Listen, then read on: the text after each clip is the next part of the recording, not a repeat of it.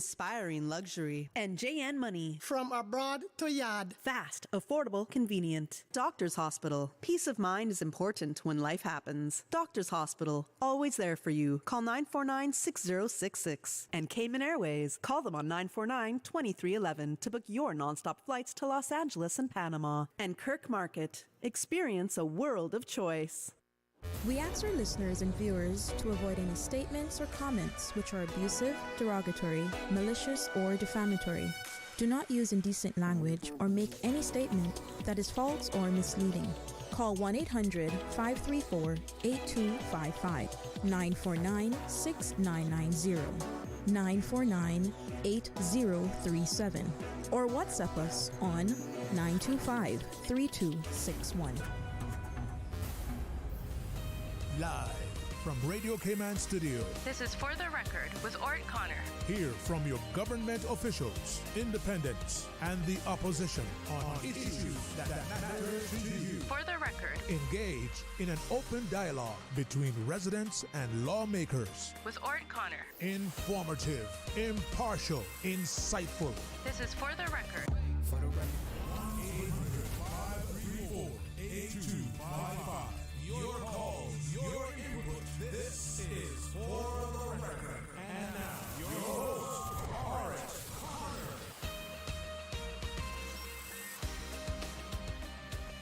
Good morning, good morning, good morning, O land of soft, fresh breezes and verdant trees so fair. Today is Wednesday, the 11th day of September 2024, right here in the beautiful Cayman Islands. Yes, folks, the 11th day of September.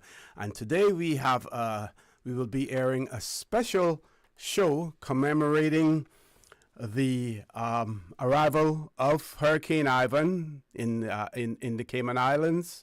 So we have a slightly different format this morning. As a result of that, the birthday shout-outs will come at a later point, and we will be having persons rotating in and out of the studio because we have many dignitaries, people who were involved with Hurricane Ivan as well, will be in the studio with us. If you have any comments or questions, we would like to direct you to please send them to us. Our WhatsApp number 925-3261. And before, right at the start of the show, Miss Susan, I'm going to be coming over to you because we do have a very important message that will be broadcast at this point in time. Over to you, Miss Susan. Thank you, Mr. Connor. In commemoration of the 20th anniversary of Hurricane Ivan, the following is a message from the Premier of the Cayman Islands, the Honorable Juliana O'Connor Connolly. 20 years ago, on the 12th day of September 2004, our beloved islands were struck by Hurricane Ivan, one of the most powerful hurricanes to impact our land. Well over 50% of Grand Cayman was submerged in water for days, and both Cayman Brac and Little Cayman also suffered damage, leaving billions of dollars in loss and damage in its wake. Hurricane Ivan remains a lesson in the resilience of our people and these islands. Hurricane Ivan left a strain on the economy and fiscal pressures on government, with an estimated US $3 billion in loss. The loss of 2 lives, and over 6,000 residents were displaced to shelters. Thousands of properties were damaged. In addition, many treasured heirlooms were also lost. In spite of the passage of time and the colossal loss, with the help of Almighty God, the Cayman Islands has rebuilt and become even more resilient. Today, the Cayman Islands boast a significantly enhanced disaster management strategy and crisis operations to ensure that all 3 islands are well prepared now and in the future. Our hazard management Cayman Islands was established after Ivan as the primary agency with responsibility for national comprehensive disaster management, including preparedness, response, and recovery. Other work to strengthen our systems included development of an early warning notification system, improved building codes, and requirements for government buildings to be built to withstand Category 4 or 5 hurricanes. We will always be grateful to God that during Ivan and in our time of need, support to our islands came from near and far, including but not limited to the private sector, charities, regional and international governments. We are now in a fortunate position to be our brothers' keepers and assist our neighbors that suffered damage from the recent Hurricane Beryl with financial aid and supplies. While we commemorate Hurricane Ivan's anniversary, today will be recognized as a day of gratefulness. Gratefulness for the resilient Caymanian spirit, gratefulness for our elected leaders, civil servants, and frontline workers who sacrificed to rebuild our islands. Gratefulness to our friends and neighbors who helped in cash and in kind.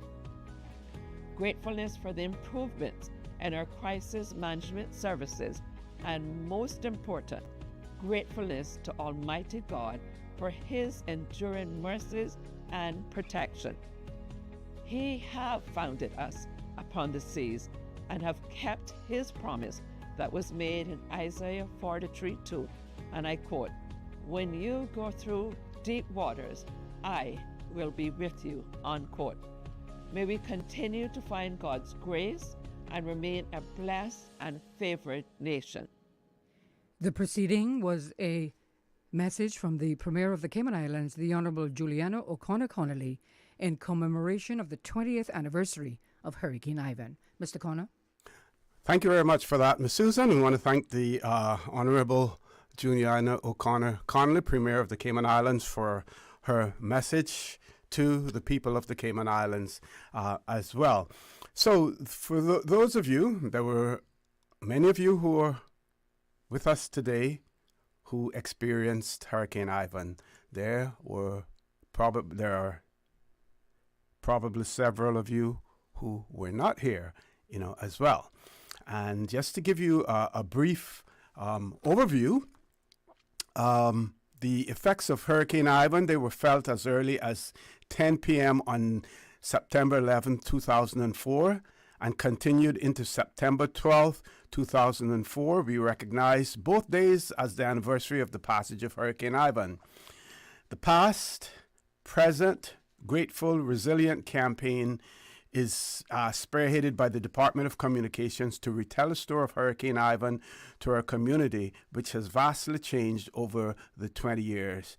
The overall spirit of the campaign is gratitude and resiliency for having been blessed enough to not have experienced the same level of destructions since, through divine protection, future-proofing, and collective efforts. Of course, we couldn't and we would not be able to tell the story of Hurricane Ivan without the input of the National Weather Service. So it is my pleasure to have in the studio for this segment Mr. John Tibbetts, who's the Director General of the National Weather Service. Also in the studio with us this morning is Minister J. Ebanks. Gentlemen, good morning. Welcome to For the Record on this significant anniversary. Good morning and thanks for having us. Good morning, LC. Good morning, Grand Cayman, Little Cayman, Cayman Brack. I'm happy to be here with you all this morning. Okay, before we have Mr. Tibbetts talk about the weather aspect, we'd like to hear from you, Minister Ebanks. Well, I think most everybody probably wanted to hear from the weatherman. I think he was the real man that was in the brunt of the storm and seeing everything that was going on at that time.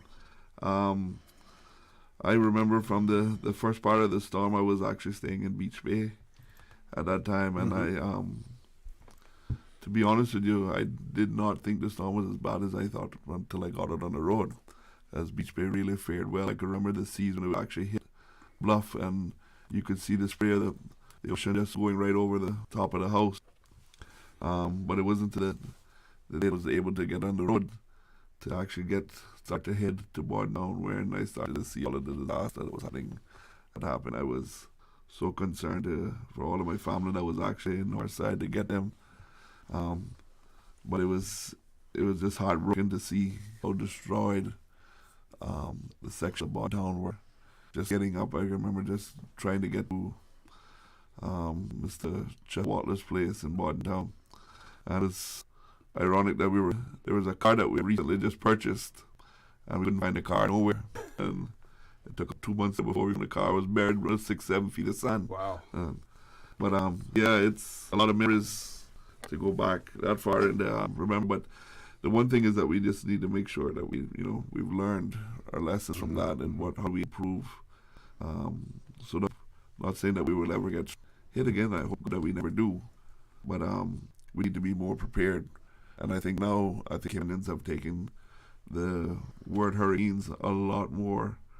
When they hear about it and the hurricanes the smaller ones that we've had, and being an MP now, and how so many people are calling and helping, and everybody's going out and helping one another, try to lock up as best as they can and pack up all the stuff. So you've seen that Caymanians have known what a hurricane is all about, and they're taking it a lot more serious. And our infrastructure has improved so much more since then. It was just recently I was looking at a photo from Hurricane, and I was saying it was a building that was like a small house. It was a wooden structure. I don't know what district it was in, but it was all intact, but it was just on its side. And I was talking with some of my colleagues in the government building, and I says, I wonder if that one actually had planning permission.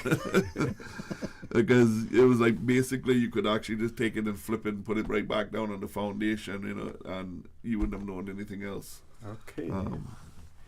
So, Ms. Susan, we're going to take that commercial break now before we come to Mr. John Tibbetts. And just to remind those persons who have sent in birthday shout-outs, after this commercial break, we will do the birthday shout-outs, and then we will have Mr. John Tibbetts, who's the Director General of the National Weather Service, talk to us about the facts about Hurricane Ivan. We're going to talk about the advancements made by the service since then. We're going to talk about plans for the future of the National Weather Services, their new facility, expanding training opportunities for Caymanians in the field of meteorology, and their partnership also with Hazard Management Cayman Islands on flood sensor programming as well. So folks, don't change that dial. Please stay tuned. For the record, we'll be back shortly. The Cayman Islands boasts of a long, colorful, and rich history. In tribute to our roots, Radio Cayman, the voice of the Cayman Islands, is pleased to bring you the Historical Vignette Series, brought to you by Rotary Central. For more than 110 years, Rotary members have used their passion, energy, and intelligence to take action on sustainable projects. The Cayman Islands, He hath founded it upon the seas. Following the end of slavery, the relationships between the former masters and ex-apprentices varied across the island. Relations were peaceful in West Bay, where the former masters entered into bargains for work and property rentals with their former slaves. However, the same was not the case for Bordentown, which historically housed the largest concentration of slaves. The former masters wanted to hire as much labor for the lowest wages in return for the former slaves' continued usage of the homes, whereas the former slaves wanted to keep their houses without obligation to work when they wished for the highest wages. The former slaves would eventually move to East End, clearing the unoccupied land for themselves. Radio Cayman's historical vignettes was brought to you by Rotary Central. For more than 110 years, Rotary members have used their passion, energy, and intelligence to take action on sustainable projects. Since 1993, Rotary Central has worked diligently each year to provide quality bus shelters to our community. A traveling convenience to our school children, the elderly, young people going to work, guest workers, and visitors using the public bus. We, Rotary Central, help you, our advertisers, make it happen. Your marketing dollar travels a far way, positioning your message, your product, your services, your presence in over 83 bus shelters. Every dollar you spend, every advert you place helps to build another bus shelter, providing modest comfort for Cayman travelers. Reserve space now on the only billboard medium in the Cayman Islands. Email rotaryshelters@gmail.com. rotaryshelters@gmail.com. The Bus Shelters, a partner in community convenience. Another inspiration program by Rotary Central Cayman Islands. What's that? No sugar, same amazing taste? Coca-Cola Zero Sugar is here to stay. Classic taste, pure satisfaction. Be sure to stop into any Tortuga location and get your own case of Coke Zero. Or grab an ice cold one straight from the cooler. Brought to you by Tortuga Distributors Limited. Coca-Cola, taste the feeling, Cayman. You deserve a unique vacation this year, one with easy non-stop flights from Cayman. Cayman Airways offers more non-stop flights to and from the Cayman Islands than any other airline. Now you can add Panama and Los Angeles to your travel bucket list. Skip the hassle of connecting flights. Panama is just a 2-hour non-stop flight from Cayman. And Los Angeles? Get there in less than 5 hours non-stop aboard Cayman Airways. Call 949-2311 or visit CaymanAirways.com to book your Los Angeles or Panama getaway today. Can you imagine your home completely organized? At Brand Source Custom Closets, we can. We specialize in designing and building custom closets and storage units for any room in your home, including the garage. With tailored designs and custom LED lighting solutions to fit your lifestyle and budget. Our custom closets expert is committed to enhancing the value of your home with a solution that is uniquely yours. Visit our showroom or call 623-6774 to schedule a no-obligation appointment with our design expert. Brand Source Custom Closets, 209 Dorsey Drive, Industrial Park. When it comes to weekly meal prep, I trust Kirk Market to provide the best value for quality proteins. The butchers at Kirk Market are super helpful. They always slice my steaks perfectly. Kirk Market has everything I need for healthy and flavorful protein-packed meals. From lean cuts of CAB choice beef, tender CAB prime beef, the juiciest pork, and all-natural hormone-free poultry, to their seafood section with everything from fresh local snapper to omega-3 rich salmon. I choose Kirk Market for the highest quality proteins to support my healthy lifestyle. Kirk Market. Eat well, live well, and discover a world of choice.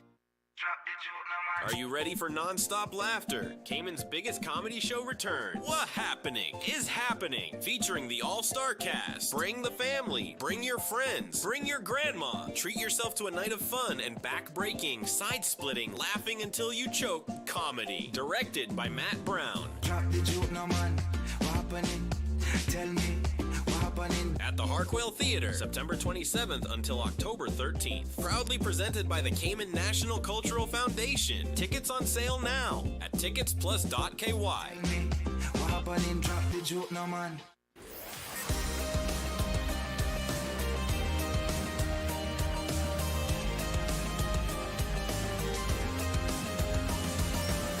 This is For the Record. Good morning and welcome back to For the Record.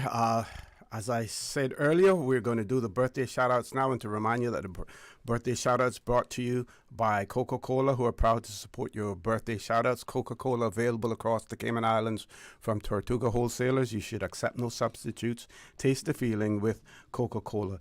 So we have Lord Graham sending out birthday greetings to some persons in September. So today, the 11th of September, Mr. Ricky Seymour celebrating his birthday on the 13th. Lloyd Stoker Ramon will be celebrating his birthday. Cliff, who now lives on the Brack, is on the 15th.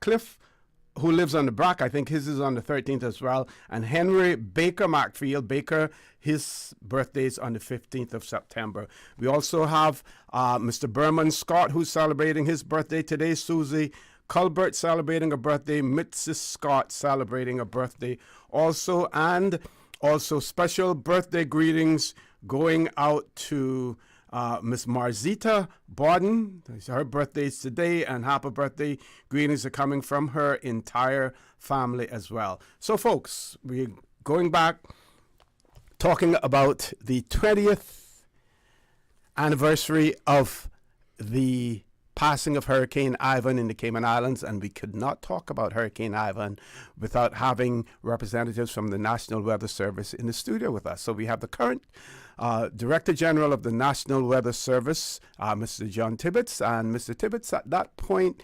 when 20 years ago, you were the Deputy Director of, it wasn't probably wasn't called the National Weather Service then, but you can tell us all about the history of it as well. Over to you, sir.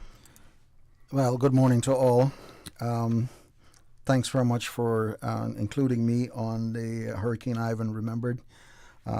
It was quite an ordeal, and it is something that stands as one of the most significant events in our history. Hurricane Ivan itself formed out of Tropical Depression number 9 for the 2004 hurricane season, and it formed around September the 2nd, and it formed just west of the Cape Verde Islands.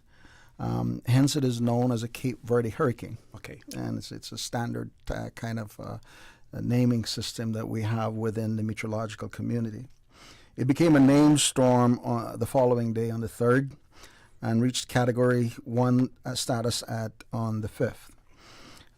It continued to increase and reached Category 4 hurricane as it came into the southeast Caribbean, and that would have been the time when it just totally devastated Grenada, if I remember correctly. The storm went up to, then kind of fluctuated a bit between Category 4 and Category 5 status, as it were, reaching Category 5 on the 9th, back down to the 4th, to Category 4 later that day, back up on the 11th, and then back down as it was passing across Grand Cayman. It's interesting for those that kind of give you a kind of a context of how close we were. The 4 a.m. information that morning has the storm as a Category 4 storm. What date is that? That is on 4 a.m. on September the 12th. Okay. By 10 a.m. the system had dropped down. Was when we had the direct hit, and then it reached back at the Category 5 level at 7 p.m. that afternoon. Wow. So in terms of meteorology and what have you, we would the storm was going through a re-intensification process, and you might have heard or seen in reports where we were seeing what we call a double eye phenomenon. And it's not 2 eyes like on your human head, but it's an eye within an eye, okay? And that's usually a sign that a storm is going to re-strengthen. However, because of the processes and what have you, it usually weakens first before it can strengthen. So what we saw on it basically was it weakened to a Category 4 storm when it passes its closest point in Grand Cayman, and then shortly afterwards back up to a 5. And then I think it remained a Category 5 for most of its life in the Northwest Caribbean before weakening and going out as it went into the Gulf of Mexico. The destruction that was caused by Hurricane Ivan in the Cayman Islands, can you say how much was done by wind and how much was done by storm surge? Not in terms of precise quantities, but I think there was a report that came out afterwards called the ECLAC report. Yes, and the ECLAC report went into a lot of detail with it. But there's been a little point of, I don't want to say it's a point of contention, but the max winds that, according to the National Weather Service, according to the National Hurricane Center, The max winds that the storm came through here is 155 miles per hour. That number is derived because we had one automatic weather station down in West Bay that measured 150 miles per hour. And then at its closest point on Sunday the 12th at 10 a.m. in the morning, the National Hurricane Center had Hurricane Hunter fly over the Cayman area and drop 36 drop suns, and they couldn't find any wind stronger than that. So the system had definitely weakened during this process. Now, to give you something in context, when Hurricane Ivan went through Category 5 level is 156 mile per hour. So we're talking about 1 mile per hour. All right, you're not going to know. No professional, no human on earth is going to be able to discern that 1 mile per hour difference. Okay, I doubt you're going to see any differences in damage or anything like this. So this is the level, but the line is kind of drawn in the sand. This is defined as a peak Category 4 hurricane. Interestingly enough, 156 mile per hour in 2004 is now 157. So they've modified that scale. Now, in terms of the storm itself, we had 41 hours of tropical storm force winds, about 9 hours of hurricane force winds as the storm went by. All right, and we ended up with max wind of about 155 miles per hour. We had about 12 inches of rainfall, 8 to 10 foot of storm surge. So we got speared a little bit on the storm surge because you've heard stories about much higher storm surge values than that. And certainly a storm of that caliber, you would have expected more. The 32 hurricane, for example, which is not in the same category as Ivan, it's in a lower category. There are rumors, there are, I'd say unconfirmed rumors perhaps, but there were people that said we had close to a 20-foot storm surge. Okay, and that has to do with multiplicity of different things. We also had 20 to 30 foot waves in it, and these were both derived by visual estimation. Okay. Okay. We have about 1 minute, one more minute before we go to our 8 o'clock news. Talk about the then formation of the National Weather Service. How Hurricane Ivan impacted where we are today as far as the Weather Service is concerned. First of all, the Mr. Sheldon Hislop, the head of the Civil Aviation Department of Civil Aviation, back in the 1980s, started forming a Met office that provided aviation services for aviation, especially pilots. But we also took on the responsibility of advising the National Hurricane Committee, which was the main disaster management unit back then. When Hurricane Ivan came through the islands, we were still a Met office, and in 2010, the National Weather Service was officially formed. It's one of the impacts of Hurricane Ivan. We ended up with two disaster management related functions. One is the National Weather Service, and the other one is Hazards Management Cayman Islands. So that was when it was formed. Mr. Fred Sambula served as the Director General until his retirement in 2014.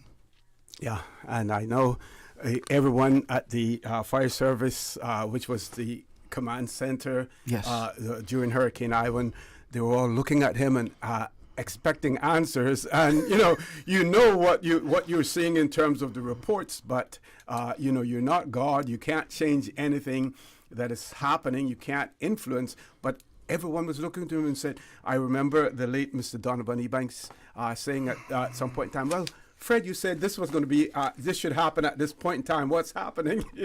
Well, I was actually looking, to be honest with you, and this is a summary wind profile that we did. Me and Mr. Sambula did. And this says the onset of tropical storm forces was 1 p.m. on Saturday. However, I know for a fact that our weather observers didn't move over, and the team didn't move over until close to sunset. All right, and we would not have moved over until the tropical storm force winds had commenced. So there is some of that kind of thing that we try to model a hurricane and try to say exactly when the tropical storm force wind's coming in. But there's always a little bit of unknown with some of the things that means that the tropical storm force winds may start a few hours later. Yeah. So. Okay, Ms. Susan, coming over to you, folks. Top of the hour, 8 o'clock news. When we return, the discussion will continue. We will have other ministers in the studio with us. The deputy governor, or whether or not he's acting governor. We will have Ms. Diana Coleman from HCMI, several ministers as well. Don't change that dial. Very important discussion, very important milestone in the Cayman Islands. For the record, we'll be back shortly. Thank you, Mr. Connor. And studio time is 2 minutes past 8. Brought to you with the kind compliments of Foster's. When you're on the go, the experienced team at Foster's Pharmacy are here to help. Drop off your prescription while you shop or WhatsApp us and we'll prepare it, ready for your arrival. Whether you need prescription or over-the-counter medications, blood glucose testing, or advice on vitamins and supplements, we're here early in the morning to late at night. Both of our locations at our Camana Bay and airport stores are open 7 a.m. to 9 p.m., Monday to Saturday. For more info, visit fosters.ky/pharmacy. Foster's Pharmacy. Better health because we care. The voice of the Cayman Islands. 89.9 FM in Grand Cayman and 93.9 FM in Cayman Brac and Little Cayman. Silver wings shining in the sunlight. Radio Cayman. The 8 a.m. news is brought to you by ValueMed Pharmacy. Save time and order your prescription refills online at value-medpharmacy.com. VALU-medpharmacy.com. For today's biggest news. Radio Cayman, the voice of the Cayman Islands.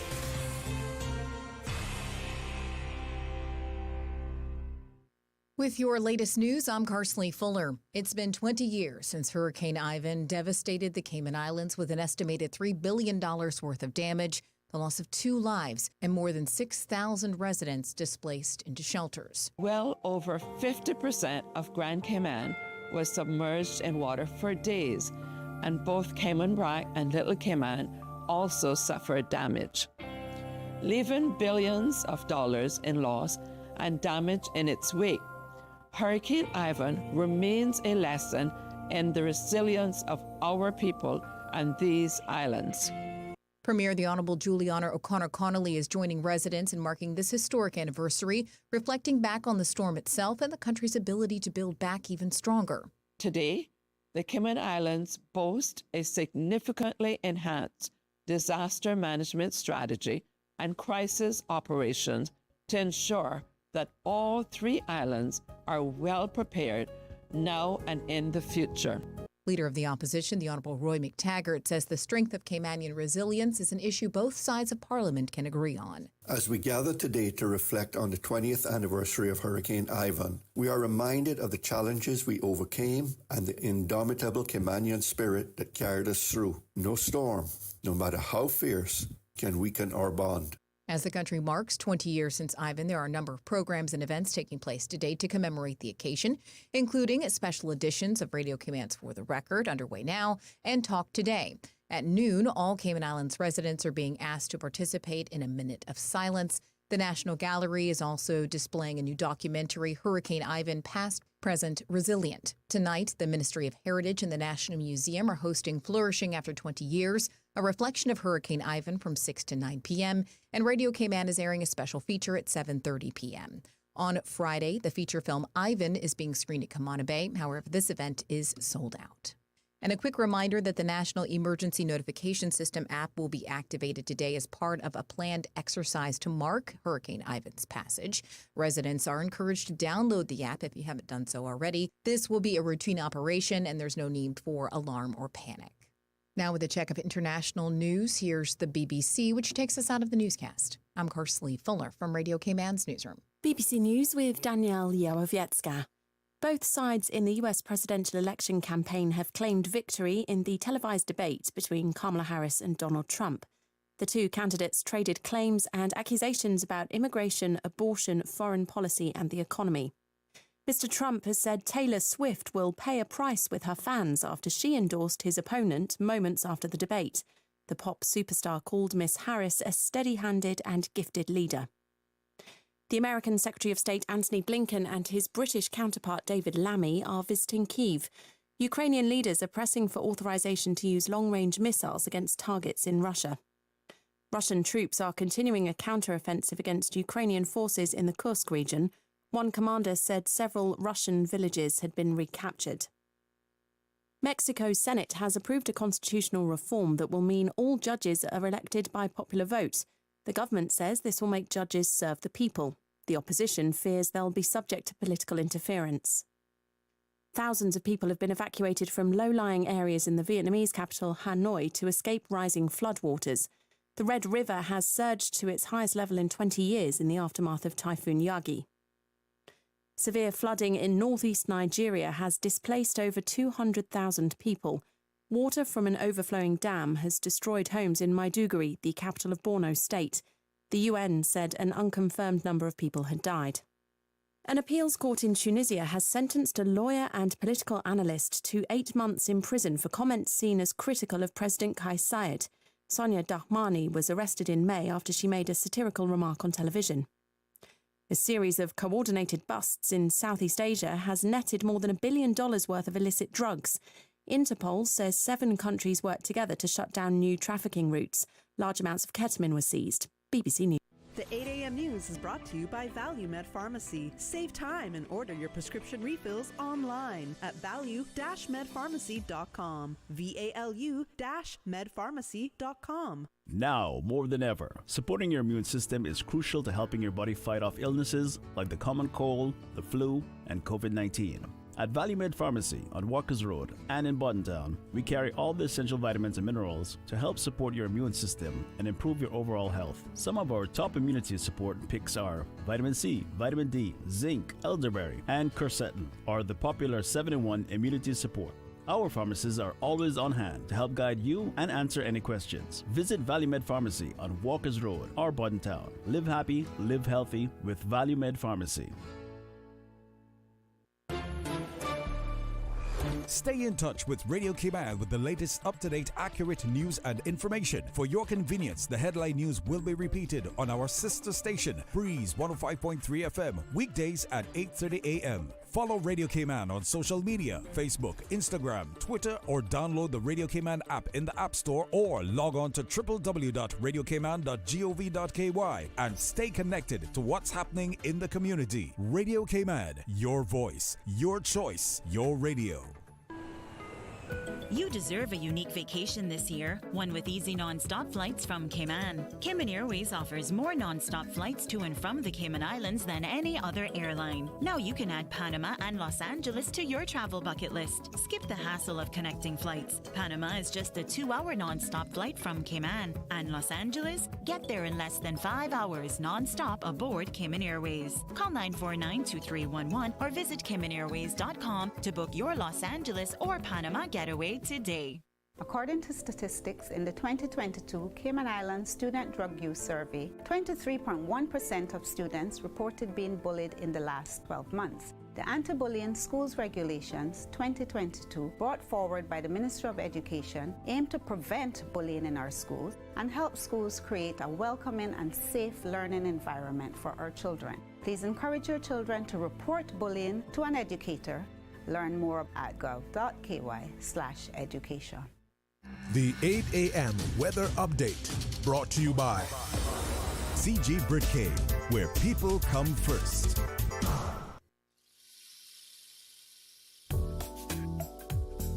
Good morning. Let's take a look at the latest weather report. Current temperature is 84 degrees. Relative humidity is 79%. The barometric pressure is 29.85 inches and rising. The wind is north at 2 knots. Overnight low temperature was 77 degrees. Synopsis indicate a slight increase in cloudiness and showers is expected today as a tropical wave moves over the Cayman area. A weak pressure gradient across the northwest Caribbean will continue to support light winds and smooth seas over the Cayman area for the next 24 hours. Radar images show isolated showers in and around the Cayman area drifting towards the southwest. The National Hurricane Center continues to issue advisories on Hurricane Francine. currently located in the northwest Gulf of Mexico. Further information can be found at www.nhc.noaa.gov. This system poses no threat to the Cayman Islands. Now, the forecast for the Cayman Islands for today, calling for partly cloudy skies with a 30% chance of afternoon showers. Temperatures today will be in the low to mid-90s with a heat index near 112 degrees Fahrenheit. Your winds will be east to northeast at 5 knots or less, and seas will be smooth with wave heights of less than 2 feet. Tonight, partly cloudy skies with a 30% chance of showers and temperatures falling to the low 80s tonight. Winds will be east to northeast at 5 knots or less, and seas will be smooth with wave heights of less than 2 feet as well. Low tide will be this morning at 9:45, high tide this evening at 5:47, and a low tide again tonight at 11:49. Sunset 6:29, sunrise 6:13, and the outlook is calling for continued light winds and smooth seas through Friday morning. Take some advice from your Aunt Angie. Don't lie on your resume. Because if you say you've got trapeze experience, someone might shoot you out of a cannon and expect you to do a gymnast routine while flying through the air at 82 miles an hour. And just because you want to land on your feet doesn't mean you will. But if you're smart, you'll have CG medical insurance, so you get the best coverage for the price. Get the best coverage for the price. CG Brit-K.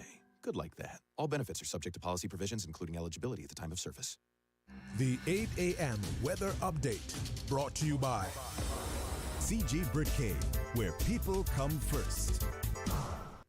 Since 1993, Rotary Central has worked diligently each year to provide quality bus shelters to our community. A traveling convenience to our school children, the elderly, young people going to work, guest workers, and visitors using the public bus. We, Rotary Central, help you, our advertisers, make it happen. Your marketing dollar travels a far way. Positioning your message, your product, your services, your presence in over 83 bus shelters. Every dollar you spend, every advert you place helps to build another bus shelter, providing modest comfort for Cayman travelers. Reserve space now on the only billboard medium in the Cayman Islands. Email rotaryshelters@gmail.com. rotaryshelters@gmail.com. The Bus Shelters, a partner in community convenience. Another inspiration program by Rotary Central Cayman Islands. The end of summer sale is happening now through September 14th at Beacon Furniture, offering discounts on selected furniture, 20% off lamps, and 50% off selected cushions. Refresh your home with gorgeous pieces from Beacon Furniture and save. Visit us at 386 Shamrock Road, opposite the Seafarers Hall. Call us at 943-2500 or check our website at www.beaconfurniture.ky. Beacon Furniture. Buy it today and have it in your home tonight.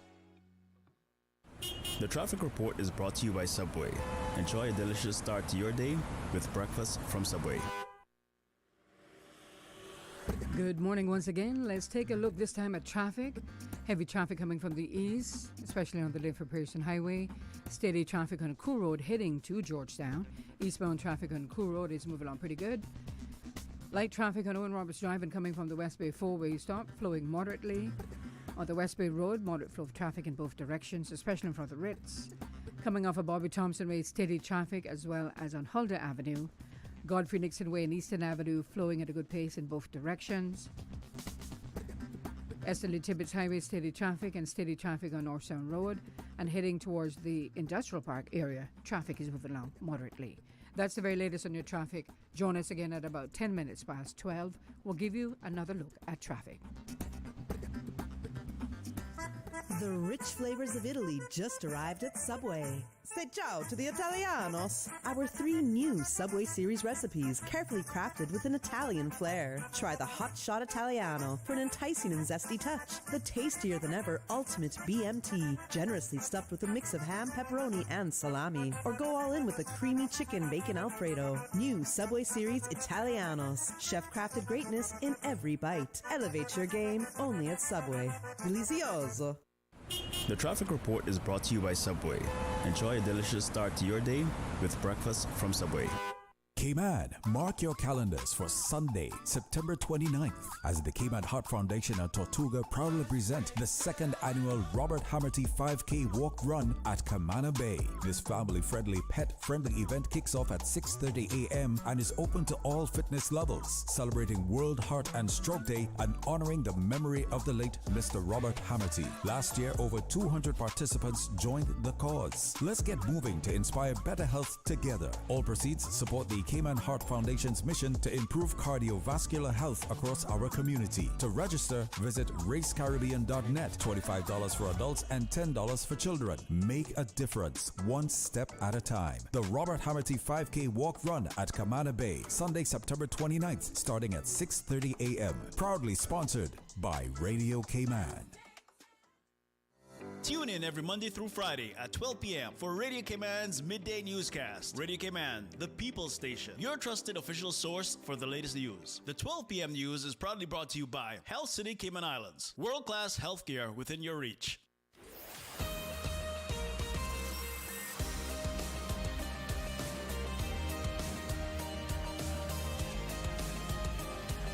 For the record, with Orrett Connor. Good thing that Good morning. Welcome back to For the Record. I want to remind our listeners that this is a special broadcast of For the Record. This morning, we're commemorating the 20th anniversary of Hurricane Ivan in the Cayman Islands.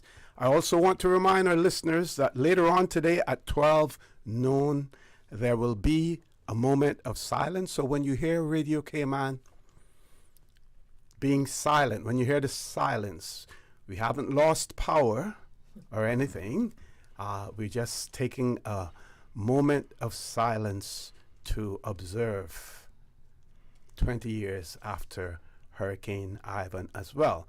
So folks, in the studio with me now, and we're going to have a sort of musical chairs throughout the morning between now and 10 o'clock. But it is my pleasure to have in the studio with me Miss Dani Coleman, who is the Director of Hazard Management Cayman. And I was reminded earlier, I think that I may have said HCMI rather than HMCI. So Miss Dani Coleman, no stranger to the studio. And of course, we have the Acting Governor of the Cayman Islands, the Honorable Franz Manderson, in the studio with us as well.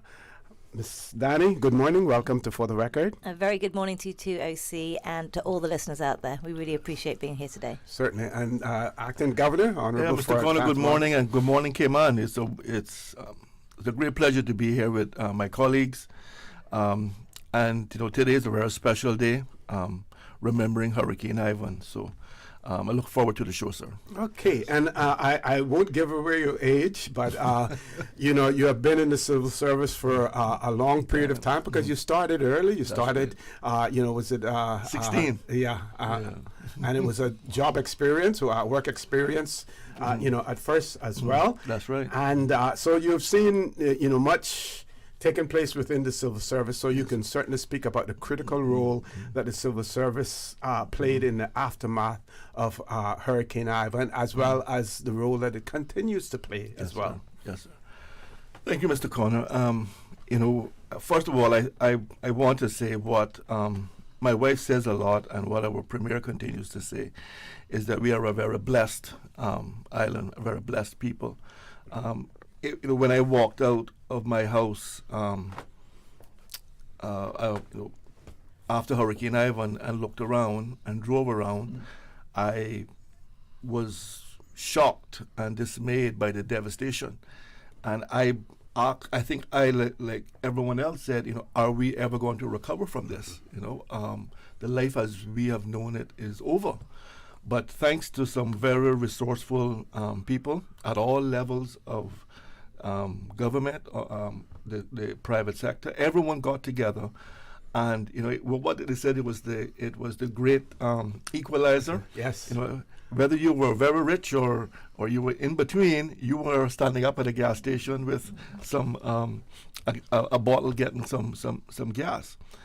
But the civil service had a tremendous role to play. I was chief immigration officer then. I haven't taken over from you, sir, and I remember going to the fire station and speaking with the governor there and the chief secretary, and they told me, said, Franz, immigration is going to have to play a very key role.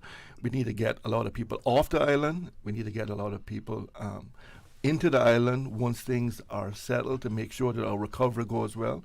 So we want you to make sure that you and your team are ready for that. And I remember then going to the airport and seeing hundreds and hundreds of people up there stranded, wanting to get home.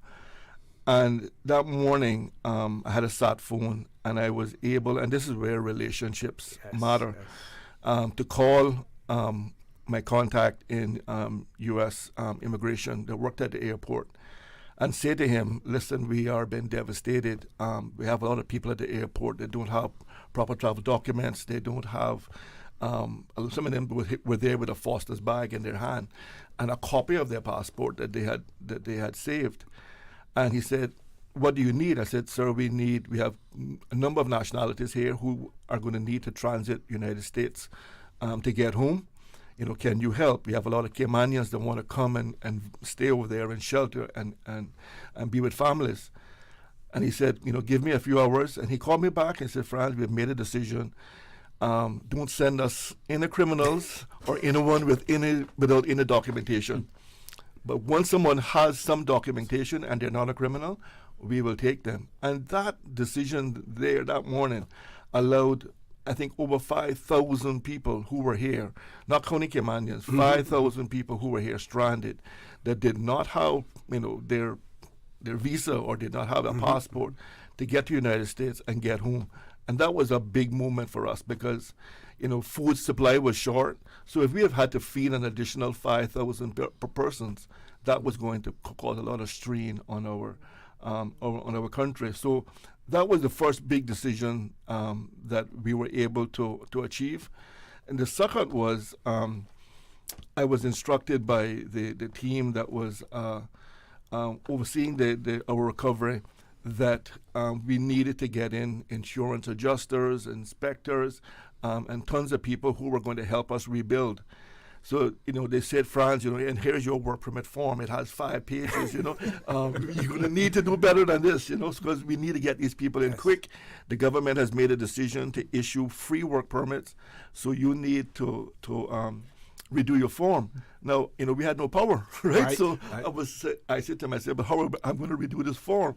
So I remember going to the airport, to the fire station, which had power, and sat by a computer with one of my team members with a flashlight, and we did up a form, a one-pager that was put into circulation, and we then allowed, again, thousands of people to come in to help us with our recovery. We had so many people from different industries that needed to be here. CUC was getting additional help.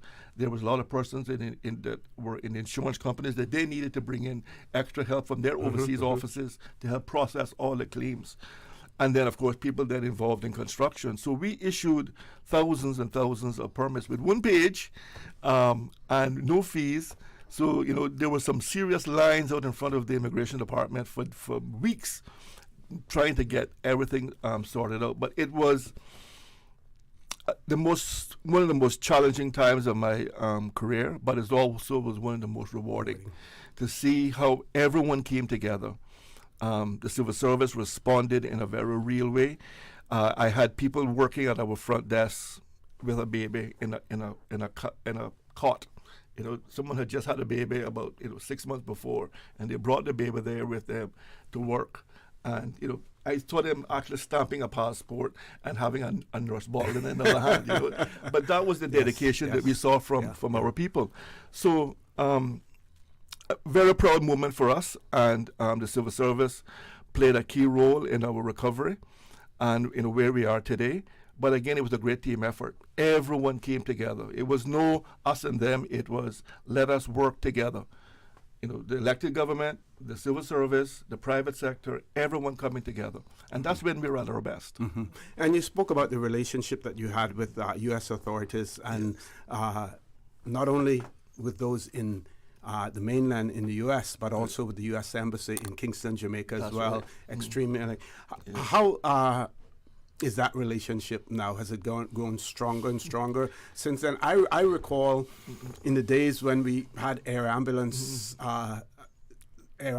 needed to go out, and I would be by the fax machine or on the phone trying to get a humanitarian parole, in for someone who didn't have the required documentation. Right. How is that relationship? Yeah, so I remember those days as well. We get called at all hours of the morning to do a humanitarian parole. So the relationship is still good on the operational level at the airport. Our CBC colleagues have established good relationships with their CBC colleagues in the United States. We have had changing administrations in the United States, and we have seen different relationships during that time. So we still have a good relationship with the U.S. Embassy in Kingston. We communicate from time to time. They're always willing to lend us their expertise and do training. So the relationship is still good. Okay. We're going to be going to a commercial break in about 2 minutes, but I want to preface the next discussion that I will have with Ms.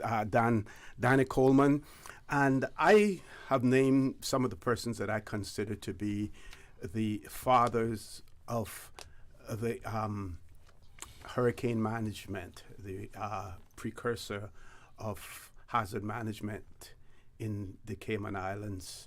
Persons like the late Kirkland Nixon, the late Donovan Ebanks, Mr. Sheldon Hislop is still with us. Mr. McClary Frederick is still with us. Dr. Carby, who was non-Caymanian, but loads of experience. She was brought in to help to develop, a hazard management system for the Cayman Islands as well. So they're seen as the forerunners and the fathers of hazard management in the Cayman Islands. Want to talk a little bit about that? Talk about how you have evolved since then as well. And Mr. Tibbetts can chip in, with that in terms of, how the National Weather Service, and he mentioned it earlier, came about as well. So we're going to take this quick commercial break. Give you some time to think about it, Ms. Danielle. When we return, the conversation will continue, folks. Don't change that dial. There are many of you out there who either fortunately or unfortunately didn't experience Hurricane Ivan. If you were fortunate enough to experience it, you know now what hurricanes are all about, and you know the precautions that have to be taken. If you didn't experience it, we're trying to paint that picture for you, and we can do it, try to paint that picture verbally, but there are so many vivid images, hard copies of the devastation of Hurricane Ivan that you can refer yourself to as well. And there will be opportunities throughout the week for you to do that. One of those taking place this evening as well. And we'll talk somewhat about that. So don't change that dial. For the record, we'll be back shortly. You deserve a unique vacation this year, one with easy non-stop flights from Cayman. Cayman Airways offers more non-stop flights to and from the Cayman Islands than any other airline. Now you can add Panama and Los Angeles to your travel bucket list. Skip the hassle of connecting flights. Panama is just a 2-hour non-stop flight from Cayman. And Los Angeles? Get there in less than 5 hours non-stop aboard Cayman Airways. Call 949-2311 or visit CaymanAirways.com to book your Los Angeles or Panama getaway today. There you go, sir. Thanks for choosing JN Money Transfer. Boy, thanks to JN Money Transfer, I can stay right here in Cayman and pay mama bills back home in Jamaica. Her water, light, phone and other bills never late.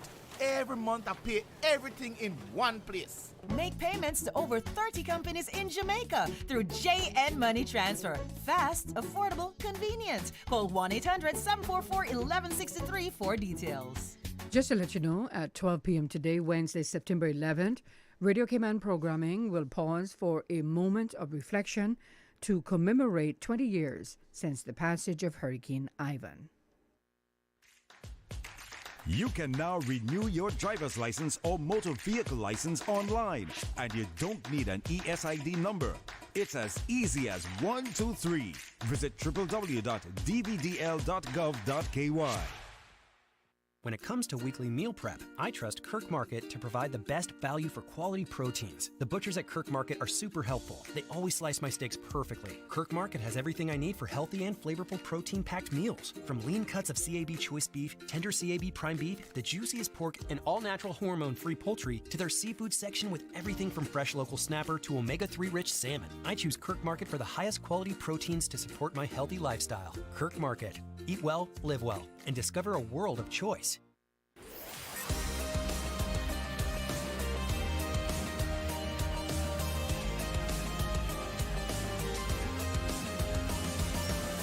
This is For the Record. Good morning and welcome back to For the Record.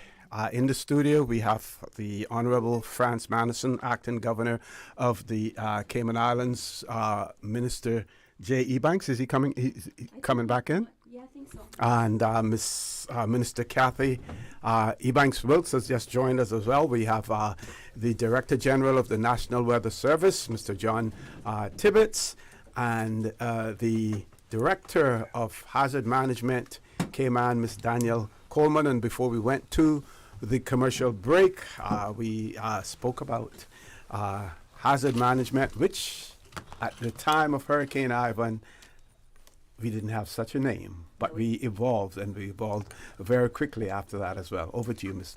Danielle. Absolutely. I mean, back 20 years ago, and 20 years ago today, obviously, a lot of things have happened, be it 9/11, be it of this day, and of course, Hurricane Ivan. I always say in the region that we, in the Cayman Islands, are very, very lucky to be in the position we are as far as our disaster response mechanism goes. And that is very much as a result of Ivan. Of course, none of us like to be in Ivan. None of us like to experience the aftermath of Ivan. However, we are where we are today as a result of having a storm earlier than most other of the regional neighbours, and especially the overseas territories. And of course, where we are has so much to do with our forefathers. As you said, Mr. Johany was obviously a significant part of the establishment of hazard management, as DG at the time, and having to operate in those kind of scenarios. Or Hurricane Ivan. Mr. McCleary mentioned, obviously, we still get Mr. McCleary giving us advice nowadays, and that's really very helpful because, again, he was such a big part of that establishment, as, of course, as you mentioned, Dr. Kirby, and, of course, Mr. Curtin Nixon as well. It was, there's so many people. We also mentioned the break, Mr. Rupert McCoy. There's so many key players that made Cayman the way it is today, and of course a number of people in this room, including the DG, obviously has been a big part of the national hazard management response for many, many years. And a lot of the times when we're during storms more recently, I'm very lucky to be sitting next to him and sort of him advising and whatever. So it's we wouldn't be where we are today, and I think we have obviously it was a very tough time for all of us, and the recovery was very difficult, and you still see a lot of, you drive the Hyatt, and it's still obviously a very visual recognition or a memory that takes us some time. And I know, looking through the photograph last week in Compass and various other places, we kind of forget how damaged. I mean, I look back at it, and this is why I'm in the job today, is like, you experienced it and you just got on with it. And as DG said, it was, we were working together, and it was a massive equalizer. Everyone really helped each other out. But again, I think we are in a very lucky place because of that storm, albeit we've been through a lot to get here. So I really have to say, Ivan was a great teacher for all of us, especially for me. And again, I wouldn't be in this line of work at the time. I was actually in law, and I'm very, very, very happy I changed careers. So I have to thank Ivan myself for making me change that career. There's not a season for law, but there's a season for hurricane, even though you're now hazard management, so all hazards you have to deal with. No, I wouldn't be where I am today as a result without Hurricane Ivan. So. And Mr. Connor, I remember you being appointed recovery manager. I mean, that was a key role that helped us in our recovery. I remember, I think everyone said our National Hurricane Committee did a fabulous job getting us prepared. But what we needed was then someone to focus on the recovery, and you were appointed. Are you cabinet secretary then, I think? I was cabinet secretary then, so yes. Thank you, sir, for all of you did at that time. I mean, that was critical, getting everyone together, having one person that was responsible, I think was a big... was a huge win for us, and Mr. Connor made us proud. Certainly. Thank you, sir. Recovery is such a critical thing, and ironically enough, we have just been putting out a job description for this recovery role for the first time ever. And again, I think may apply. We'd love to have you because it's a great, such an important role. Business continuity and recovery after any storm is so critical. So OC, we thank you very much for that because Thank you. it's a hard role.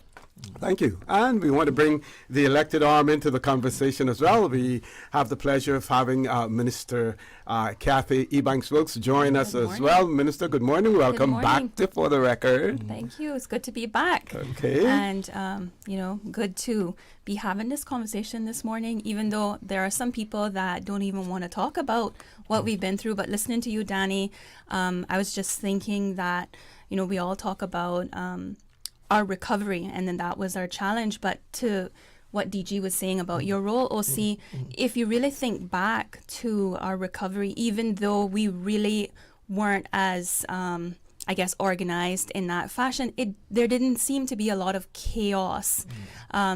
So I still think that, we fared well with our recovery, even though we didn't have HMCI. So I want to give kudos to all of the individuals that you just mentioned, some of them who are no longer here, and to you, Mr. OC, because it took us a while to rebuild, but it didn't appear to be really a lot of chaos as we went through the whole recovery process.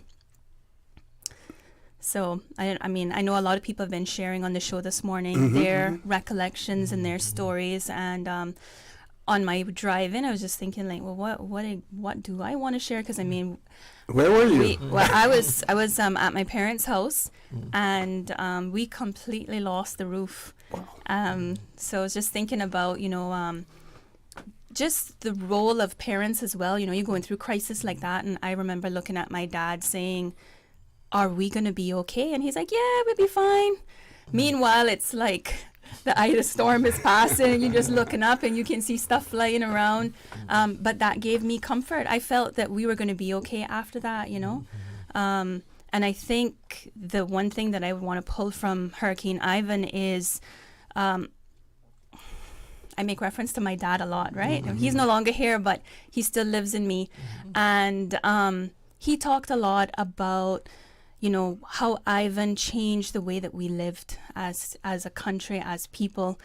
We'd got to a place where we'd stopped talking to our neighbors. You get so busy in the hustle and bustle, and now you're having to go and borrow sugar from somebody, or somebody who has a gas stove. I want to make some porridge for the family. And so Ivan really brought us back to togetherness, like you were speaking earlier, Danny. So I think for me, that is what really stands out in my mind, the fact that it had to take a crisis like that to really allow us Caymanians and residents of the country to really stop and say, okay, we have to pull together and work together to navigate through the aftermath. And I was 25. So in terms of preparing, I guess I still depended on my parents a lot. My preparations was Oreo cookies, a couple of bottles of wine, some chips, and after the storm, then I'm like, okay, are we going to only eat corned beef for the next couple of weeks? A lot of people didn't want to see corned beef after that. Yeah, so I think it's taught everyone now who has navigated through Hurricane Ivan to really be prepared, to have your hurricane kits, and to ensure that you really store, important documents. I'll tell you, I'm 25 years old, didn't have any responsibilities. So every other weekend that I had an opportunity, I was on a plane. So I kept my passport in my truck, and my passport went swimming. The passport actually was submerged in water. Fortunately, I was able to salvage it. But again, now these are things that you hear about all the time, secure your important documents. And it really slipped my mind. I didn't even remember about my passport because I was thinking, this will pass, we'll be good. So these are things that I think we learn and we rebuild. And I know I heard the minister talking a bit about, how the building codes and stuff have changed. So I don't want to continue talking and give somebody else a chance, but certainly those are the things that I'd like to reflect on this morning. Minister Kathy, I have a great flashback when you were talking about the passports. we're all standing in HSA, and there's about 50 people in line, all for a tetanus jab. And we had like a tetanus party in the HSA because none of us had our jabs up to date. And of course, that's another thing, making sure that you do have your jabs up to date as well as your passport and so forth. Because again, it became a very long line to get tetanus jabs in one day after, or a couple of days after the storm. Mm-hmm. Now, Minister J, as a person, Minister responsibility, including infrastructure and our roads, and we saw that after Hurricane Ivan, many of our roads were impassable. I remember my cycling route at that time was through South Sound, and I could only go as far as the launching ramp, and I couldn't go any further because the road was completely wiped out. We know what happened in East End as well. Can we talk about where we are today as far as our roads? And of course, there are still challenges in terms of having proper roads as well. Can we talk a little bit about that? Sure. When you talk about infrastructure, when I first started off talking, when I came out of Beach Bay, I was heading into Boddown. One of my first jobs was to get on a back or a loader to start to clear the road in Boddown and moving all of the sand, so to get out of it, to be able to get that infrastructure cleared. But nowadays, and that's the first thing when NRA is looking at any road works when we're designing any new roads, is we always keep Ivan in our back of our minds, right? And remember what Ivan did and how do we put connectivity together so that in case a road is blocked that we can get to move around, but also making sure that we're keeping in concern of the sea level rises, the tides and the flows, that that we're not building a road that's going to trap water on one side of it so that that road affects this apartment or this block that's happening here. And I must say that government itself, when it comes to road works, have gotten it right. It is some of the other developments that may not have gotten it right, but we have actually, NRA can pat themselves on the back and said, look, we've got majority of our road routes right when it comes to building roads. One thing, here we are still talking about the East-West Arterial Road today. Although we're coming up through the Shamrock and almost there with the EIA study, almost completed to be able to get on to push the East-West continue on, but it reminds us that we have to have another road, an internal road inside, because of how devastated Boddentown was, how devastated breakers, it was like pockets of roads that was just washed out. East End, we saw the disaster of all of the road works there. They had to, at that time it started, they had to build back this wall. That's why you had that Lover's Wall. That's why you had the wall that's as you enter East End back in there to protect that East End coastline, because you saw that amount of surge that actually came in and just went inland from there. Fortunately for Northside, we were very, we did have some devastation, but I think we fared out the best out of any side of that. So we were able to clean up very quickly. I think when I remember about Northside, I think most of it is mostly in the Cayman Kai in the Round Point area. As I was telling her earlier on the break, I remember a gentleman calling me from the UK and saying, hey, can you just stop by to lock up my house for me? But my mom is there. And she's there, so I'm hoping that everything will be okay. She did all her shopping and everything else, but she really needs someone just to help her lock her shutters down. And I went and I helped her lock down the whole house, and I was on the back porch just, this was maybe a day or two before Ivan coming in, and the step off of the porch to the beach was like 6 inches. And I went, so when I finally got back to Northside, I said, you know what, I need to go check on this lady, because the homeowner has no way of getting in contact with nobody. And when I went there, she was okay, but when I went to the back porch, it was almost 8 or 9 feet of sand. It was a drop off then of how much sand had actually left that beach. Wow. And I mean, I could stand up and I could not reach the top of his deck back again. And that was one of my first points in the Cayman Kai, and I was just like, I could only imagine what was happening with others down at Round Point. But we were really blessed on Northside. But the infrastructure has been improved so much more since then, and the design and even to the building codes that we want to make sure that we're a certain level height. I think 6 to 7 feet above sea level when we're building now, to make sure that we're prepared for flooding in heavy areas. So okay, we're going to take a commercial break. When we return, Mr. Tibbetts, I want you to explain to us why North Side wasn't as impacted by Hurricane Ivan. The whole idea of the rotation of the hurricane, and the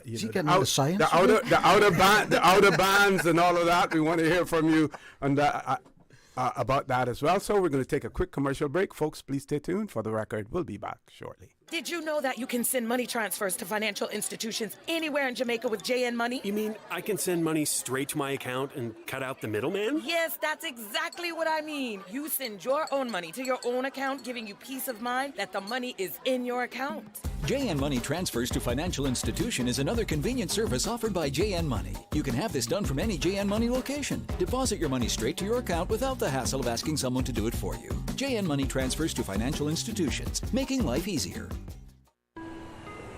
You deserve a unique vacation this year, one with easy non-stop flights from Cayman. Cayman Airways offers more non-stop flights to and from the Cayman Islands than any other airline. Now you can add Panama and Los Angeles to your travel bucket list. Skip the hassle of connecting flights. Panama is just a 2-hour non-stop flight from Cayman. And Los Angeles? Get there in less than 5 hours non-stop aboard Cayman Airways. Call 949-2311 or visit CaymanAirways.com to book your Los Angeles or Panama getaway today. West Bay Pharmacy in Centennial Towers, a compounding story. I don't think people realize how pain creeps into your life. It has a way of robbing your strength. I really don't like taking prescription medication orally. West Bay Pharmacy in Centennial Towers. They understand. When it comes to compounded medication, it's personal. So whenever there's a problem with some medication or treatments that's not working right, then a physician will call me and say, hey, they're having bad side effects from this medication. Compounding pain cream changed the game. Made special for me. Significant pain relief in the form of a cream. That is a new experience for me. It's changed his life. It worked. Ask your pharmacist or healthcare provider about compounding at West Bay Pharmacy in Centennial Towers. Call 914-6449. The sale you've been waiting for is here. Brand Source Home Gallery's custom closet and kitchen cabinet sale is now through September 30th. Save 20% on closets, pantries, Murphy beds, wall units, media centers, and that long overdue kitchen cabinet makeover. Our designers will create your dream closet or kitchen. Choose from our in-stock selection or special order and have installed before December. Shop now and save 20% with Brand Source Home Gallery's custom closet and kitchen cabinet sale. Hurry, sale ends September 30th. Visit us at 209 Dorsey Drive, Industrial Park, or call 623-5000.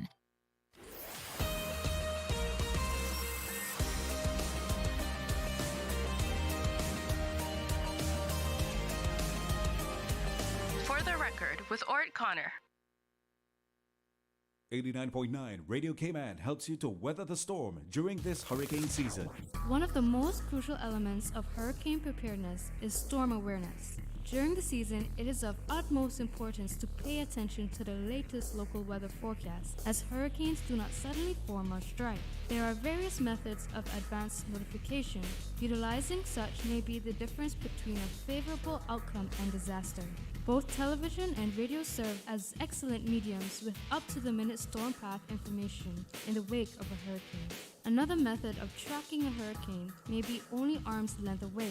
Your smartphone or tablet can be your most valuable tool before, during, and after a storm, providing countless numbers of apps with crucial hurricane information. Many apps allow you to track storms with moving radar and satellite imagery, plus offer alerts, current conditions, forecasts, advisories, and even video. This hurricane preparedness tip was brought to you by your community radio station, Radio Cayman 89.9 FM.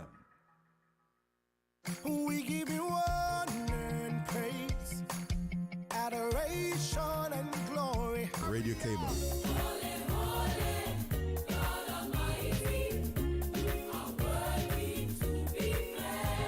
Praise time. Praise him, praise him. Come and let's praise the Lord.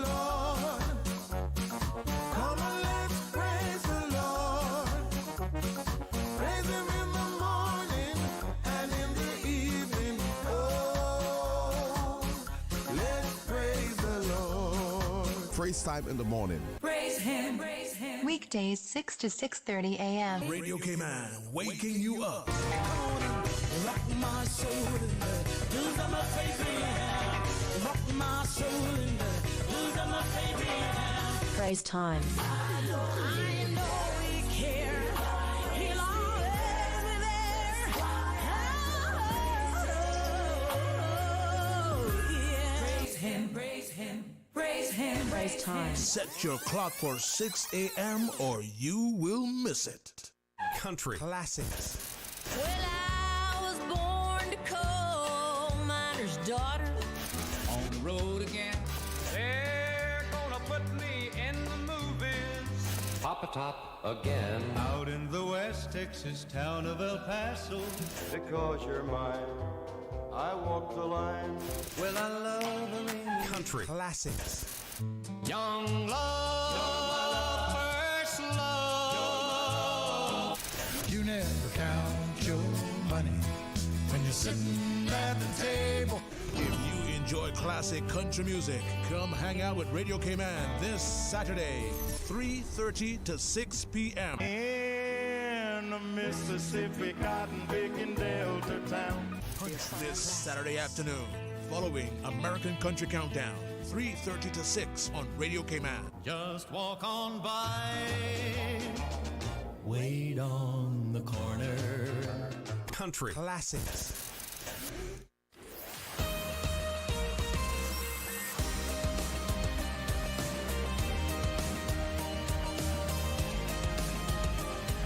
For the Record with Orrett Connor. Good morning. Welcome back to For the Record. This show is dedicated to commemorating the passing of Hurricane Ivan in the Cayman Islands 20 years ago. In the studio, we have the acting governor of the Cayman Islands, Honorable Franz Manderson, Minister J. Ebanks, Minister Kathy Ebanks-Wilks. We have the Director General of the National Weather Service, Mr. John Tibbetts, and we have the Director of Hazard Management, Cayman, Ms. Danielle Coleman, as well. So we're going to get the scientific lesson this morning, in relation to storms, and in particular Hurricane Ivan, why it didn't affect North Side as much as other districts as well. And I think, Mr. J, you want to chip in before that, just to say why you believe that North Side was. Yeah, well, what I was saying earlier is that God always protects paradise. So, that's why North Side is always spared. But I'll listen to Mr. John and take his advice now too. Certainly. Well, the reality of the situation with Hurricane Ivan is that Hurricane Ivan, the center of Hurricane Ivan, including the eye and the eye wall, all passed south of the island. Mm-hmm. So really and truly, North Side and the headland of West Bay is actually the furthest away from the storm center. So you would have expected the points that are the points of the island that are actually closest to the eye wall and the eye itself would actually get the massive impact. The eye wall will have the maximum levels of storm surge and the very strongest winds. So when hurricane was coming across the area, and it was still a Category 5 storm, but you can't call it a Category 5 storm because you don't look. The classification of the storm that hit you when the storm is at its closest point. Okay, and by the time it passed off Georgetown, it was a Category 4, but it's 21 miles across. The 21 miles away it passed from us, and the eye wall passed over most of 7 Mile Beach and into West Bay. West Bay is actually where we got our strongest wind reading, the only reading that we recognize as credible wind reading. But it was interesting in terms of the memories of Hurricane Ivan, is that we had a prolonged period of fairly strong northeasterly winds. Now they were fairly strong, but they weren't the level at which Hurricane Ivan brought along the south. And so when we were at the fire station, we actually experienced 2 surges. All right, the first surge is because of the lengthy period of prevailing strong northeasterly winds, because the North Sound is like a cup, and the water piles into the cup, and then it overflows. So the first surge was that way, and it was a fairly mild surge. We would look at our cars, and our cars would be up to the top of your caps in seawater at one point. And then it pulled out, and then the true storm surge for hurricane then came, and it came from the south. Okay? And that's when that one came, it came very fast.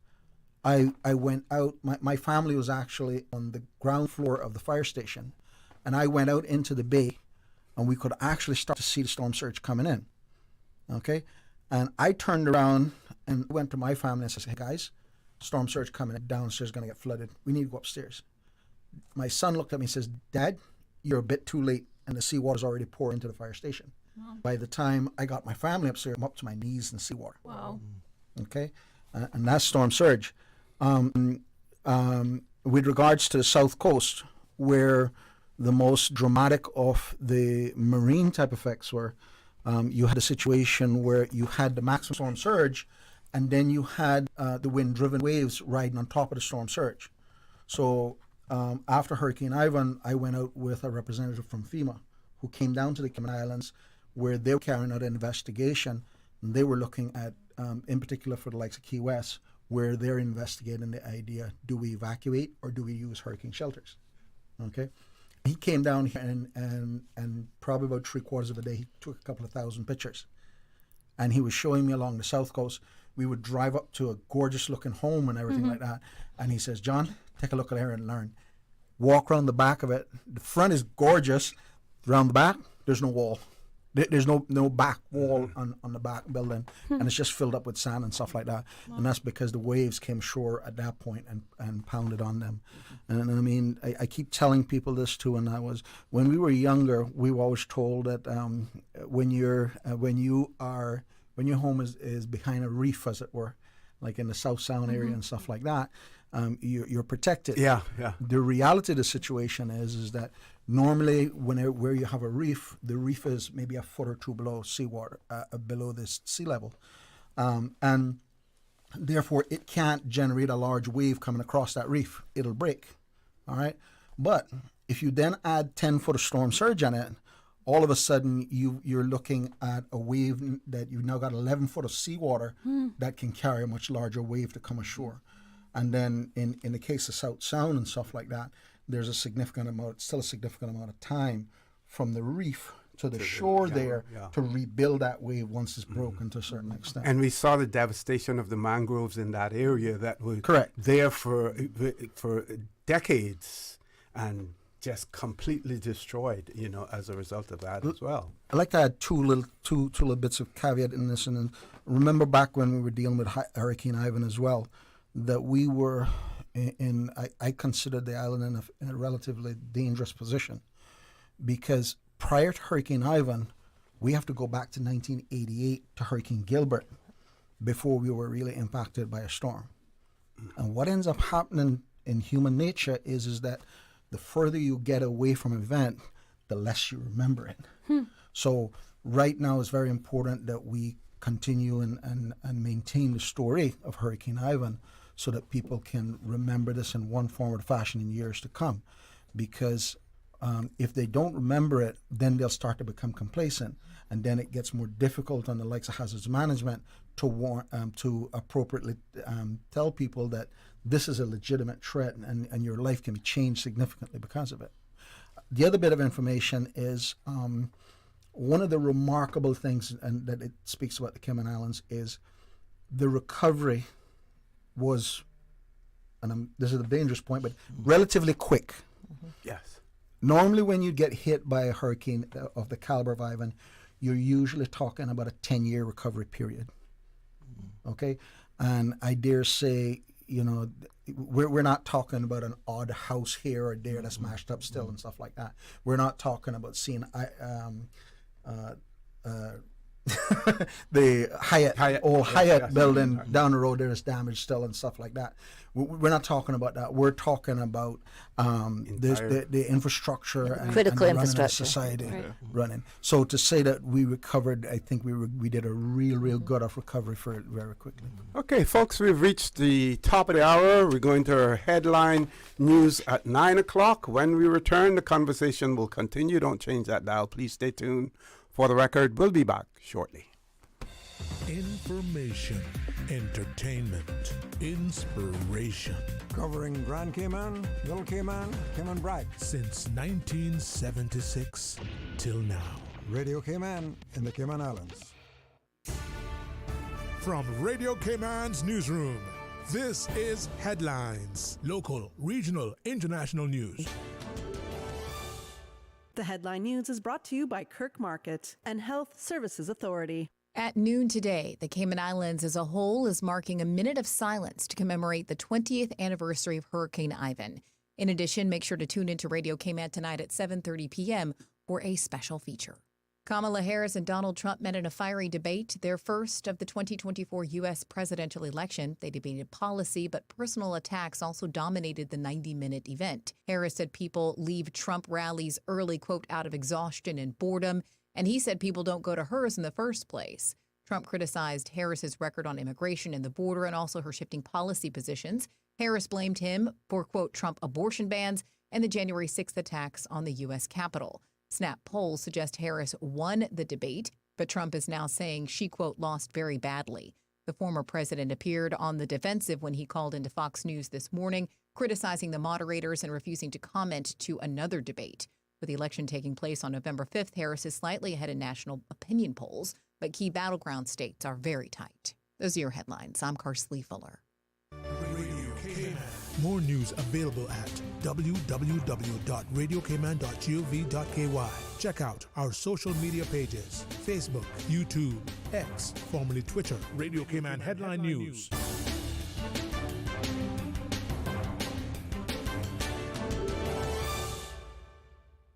The Health Services Authority would like to thank you, the Cayman community, for voting us the Best of Cayman Islands 2024 in 13 medical categories.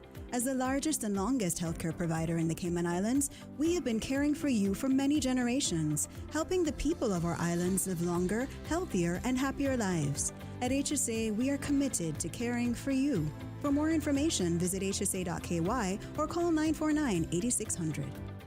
When it comes to weekly meal prep, I trust Kirk Market to provide the best value for quality proteins. The butchers at Kirk Market are super helpful. They always slice my steaks perfectly. Kirk Market has everything I need for healthy and flavorful protein-packed meals. From lean cuts of CAB choice beef, tender CAB prime beef, the juiciest pork, and all-natural hormone-free poultry, to their seafood section with everything from fresh local snapper to omega-3 rich salmon. I choose Kirk Market for the highest quality proteins to support my healthy lifestyle. Kirk Market. Eat well, live well, and discover a world of choice.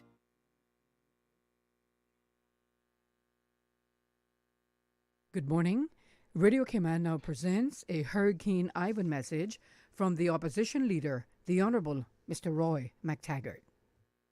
My fellow Caymanians and residents, this is Roy McTaggart. We pause today to commemorate the 20th anniversary of Hurricane Ivan, a storm that profoundly impacted our islands. Ivan tested not only our endurance, but also our spirit. Yet, in the face of destruction, we saw the true strength of our people, resilient, united, and courageous.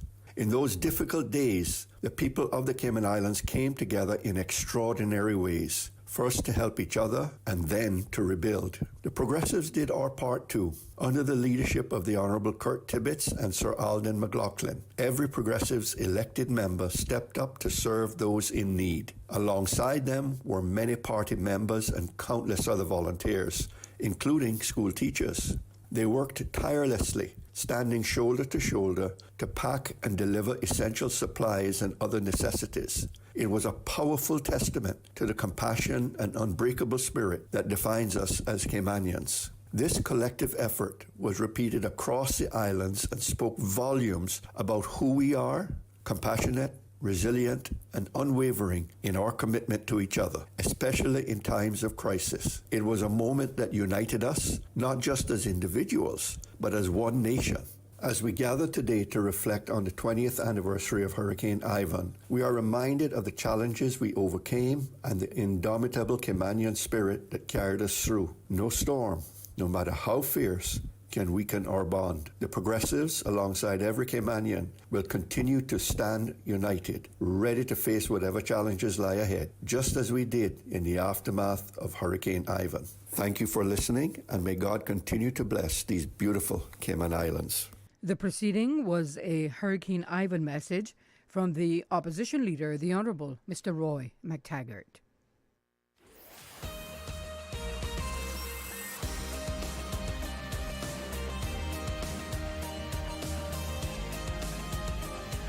For the Record with Orrett Connor. Good morning and welcome back to For the Record.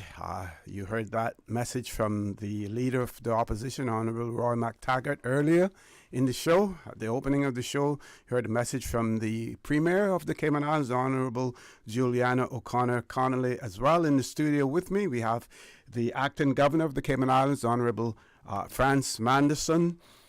We have now been joined by Minister Dwayne Seymour, who has responsibility for border control and labor. Minister, good morning, sir. Welcome to For the Record. Good morning. Thank you for having me. Good morning to the people of the Cayman Islands. Of course, you know, we're talking about the 20 years since the passing of Hurricane Ivan. Also in the studio, still with us, Mr. John Tibbetts, the Director General of the National Weather Service, and Ms. Danielle Coleman, who is the Director of Hazard Management, Cayman Islands. And for those of you who, I'll just insert this into it just so that you get an idea of part of how our makeup here is here today. Of course, the acting governor, in his role as deputy governor, he's also the head of the civil service. Mm-hmm. Mr. John Tibbetts is a civil servant. Ms. Danielle Coleman is a civil servant. Mm-hmm. We always hear the saying, politicians will go and come, but the civil service is always there. So irrespective of the changes in administration, when it comes to the role of the Director of Hazard Management, Cayman Islands, the role of the Director of the National Weather Service and the Deputy Governor remains the same.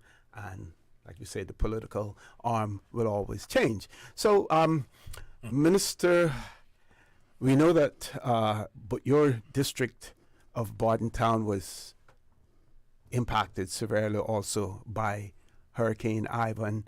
The area, Cumber Avenue, always challenged to whenever it came to hurricanes, whether they were strong or not. Can you speak a little bit about the impact of Hurricane Ivan, and where were you, and what did you do during that period of time? Quite interesting. Thank you for having me this morning. And definitely, God has been so kind to us that in the last 20 years, we really haven't had anything serious. Normally, I think those hurricanes come in like 10-year cycles. I was not elected at the time, and but I was working closely with the government at the time when the hurricane approached, because of the business that I did at the time, working at the airport. It was very strategic in getting back out early. So I definitely saw all the calls like everyone else from hazard management and from the weather service warning people. But people always had this belief that Cayman was so lucky that Jamaica was so mountainous that by the time the hurricane came, it would split it in two and Cayman would always get spared. And I think some people still have that belief. Mm-hmm. But obviously, I worked at the airport at the time, a business that I did, and I was living in Selkirk Drive at the time, and I always remember, that's why it's so good to talk to the older people and stuff. And they always tell you if a hurricane coming, there's certain places on the island you don't want to be. So I heard that very quickly, and I moved to Lower Valley with my mom in the house there for the hurricane. Me and my wife and my 1-year-old baby. Wow. The thing about it is, for Hurricane Ivan, that stood out to me is that I just moved in to my house in Selkirk Drive in Red Bay 1 month before that. And when the Hurricane Ivan came, it totally destroyed my house. I had to move out for many months. After I just got insurance 1 month. But, so, I mean, totally flood. I asked the neighbor, because the neighbor stayed in his house, but he had an upstairs house. And he said the water was almost over the top of my roof. Wow. And we could see the water. Thank God. The water damage inside. Obviously, Borden Town in itself, obviously, during the hurricane, I had a radio and everything else because of the position I held at the time. And I had to actually go and save some persons from the Borden Town Civic Center, which is not a Category 5 hurricane shelter. It's a Category 3, I think it was. And I got some calls during that time, had to go out in my truck and save a couple of people and take them to the Borden Town School. I won't name them, but there were quite a few people in there. There were about 50 people in there. So that was something that I had to do. And during the hurricane, the house that I was staying in Lower Valley, the eaves started to blow out. And when the eaves blow, then the roof is next. Yeah. So me and my stepfather and my brother-in-law, we went outside to try to nail these back up because they were flapping, and it was to the height of the hurricane. And I remember my stepfather out there with a drill, trying to put these things back in, And when I look around, my brother-in-law held the ladder. He held one side and I held one side of the ladder because that's how strong the wind was. It was right in the middle of this hurricane. And we were blowing about. And my stepfather was up there trying to hold on the ladder to try to. And what did I see? Zinc. I saw zinc flying past us about a feet away. And I said, guys, this is getting too dangerous. It just kept flying past us. And we had to actually throw everything down and run from being hit from zinc, from people's zinc roof. Yeah. And definitely a hurricane. I mean, my 1-year-old daughter was so scared she was scared for years to be next to a window because of the howling of the wind. And I mean, very traumatic for children it was.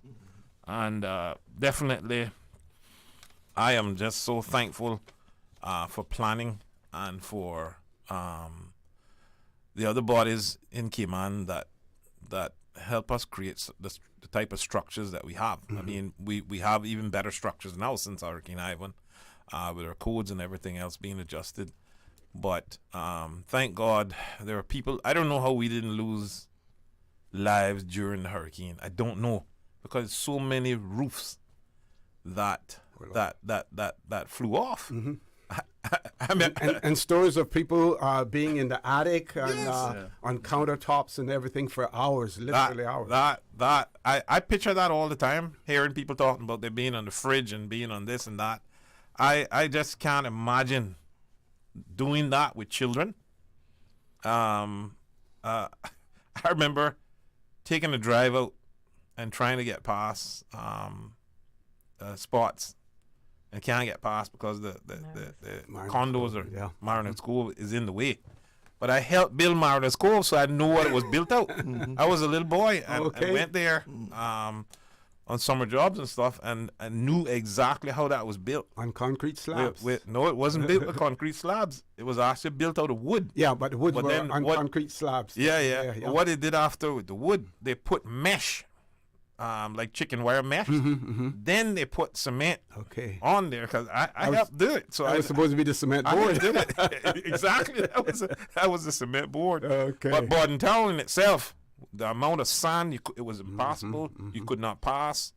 I tell you, it's so important that we get the east-west arterial. People don't understand how important it is for us to have a second road. We just had something that was almost a hurricane the other day, and sand was in the road. You know, so that road is too close. It's too near to the sea for us not to have an alternative road. Okay, we're going to go to a commercial break. When we return, I want to remind you that the theme on this 20th anniversary of Hurricane Ivan is the past, present, grateful, resilient. We want to talk about resilience as well. But in talking about resilience, we want to talk about shelters, shelter management. We know that there are people out there who are calling for more shelters in the various districts. There are some districts that don't have a dedicated shelter per se. Whether or not, the pros and cons of that, whether or not we need it, what we have so far as well, and what we foresee in the future. Folks, don't change that dial. Please stay tuned for the record. We'll be back shortly. Did you know that Doctors Hospital provides urgent care services 24 hours a day, 7 days a week? And Doctors Hospital's urgent care physicians have access to the most advanced MRI and CT imaging in the Caribbean, providing reliable diagnostics when you need it most. When you need quality urgent care for an illness or injury, Doctors Hospital is here for you 24/7. Whether it's a migraine, chest or abdominal pain, shortness of breath, broken bones, or another urgent need, Doctors Hospital at the top of Walker's Road. Urgent care right now. Your dream home starts with a vision, and often inspiration is at the heart of that vision. Brand Source Home Gallery's in-house designers are here to help bring your vision to life. Whether you're remodeling or building a new home, Brand Source Home Gallery is your one-stop solution. Explore their kitchen cabinets, sinks, faucets, bath fixtures, tubs, vanities, and more. Let Brand Source's designers help and inspire you with your next project. Call 623-5000 and schedule an appointment with a design expert at Brand Source Home Gallery, Dorsey Drive, Industrial Park, serving Cayman for 50 years. At Kirk's Home Center, we can make your life much better. We got it all together. We got a great deal in store for you. From cookware to stereos, from power tools to plumbing supplies. Yeah, we got the best goods with the best price and a service to make you smile. Kirk's Home Center, we got a great deal in store for you. West Bay Pharmacy in Centennial Towers, a compounding story. I don't think people realize how pain creeps into your life. It has a way of robbing your strength. I really don't like taking prescription medication orally. West Bay Pharmacy in Centennial Towers. They understand. When it comes to compounded medication, it's personal. So whenever there's a problem with some medication or treatments that's not working right, then a physician will call me and say, hey, they're having bad side effects from this medication. Compounding pain cream changed the game. Made special for me. Significant pain relief in the form of a cream. That is a new experience for me. It's changed his life. It worked. Ask your pharmacist or healthcare provider about compounding at West Bay Pharmacy in Centennial Towers. Call 914-6449. The DVDL Customer Support Unit is now open. Customers can book appointments for written and driving tests through DVDL's hotline at 945-8344. That's 945-8344. She hear clunk and her car stop. I was just about to send her some money, so I send it straight to her JN money transfer card. It cost me less, and perhaps she use the card, pay the garage right away. She'll get discount through the JN Rewards program in Jamaica. This card make things easy. You can even get funds at any multi-link ATM. JN Money Transfer Card. Fast, affordable, convenient. Tell your loved ones in Jamaica about it. Sign up is free. 20 years ago, our nation faced one of its most devastating challenges, Hurricane Ivan. Many of us remember the fear, the loss, and the daunting recovery. But we also remember the unity, lessons learned, and the unwavering spirit that carried us through those dark days. This month, we reflect on the storm that was and celebrate how far we've come. Our homes, schools, and communities have emerged stronger, more prepared, and united. We're grateful for the kindness and support of our neighbors, and we pay it forward. As we look to the future, let us commit to a vision of resiliency. Together we will build a community that is prepared to face future storms and thrives in the face of adversity. For more information on hurricane preparedness and community resilience, visit caymanprepared.ky.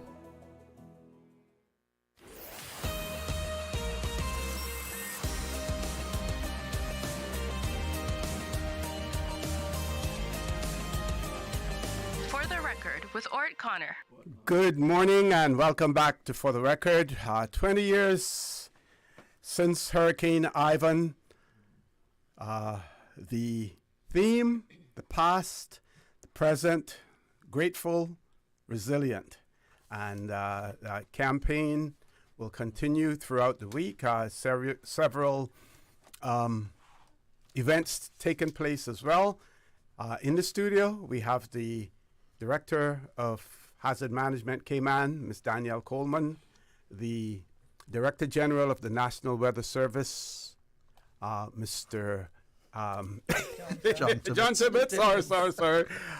We have the Honorable Minister, Dwayne Seymour, the Honorable Franz Manderson, Acting Governor of the Cayman Islands, and we have now been joined, you heard earlier her message, we have been joined by the Premier of the Cayman Islands, the Honorable Juliana O'Connor Connolly. Premier, good morning. Welcome back to For the Record. Morning. Thank you. Thanks to Acting Governor, Minister, colleagues, and my team. The wind beneath my wings for hurricane and other hazards that we endure or expect. Good morning, Cayman. Good morning again. Anniversary of Hurricane Ivan, Premier.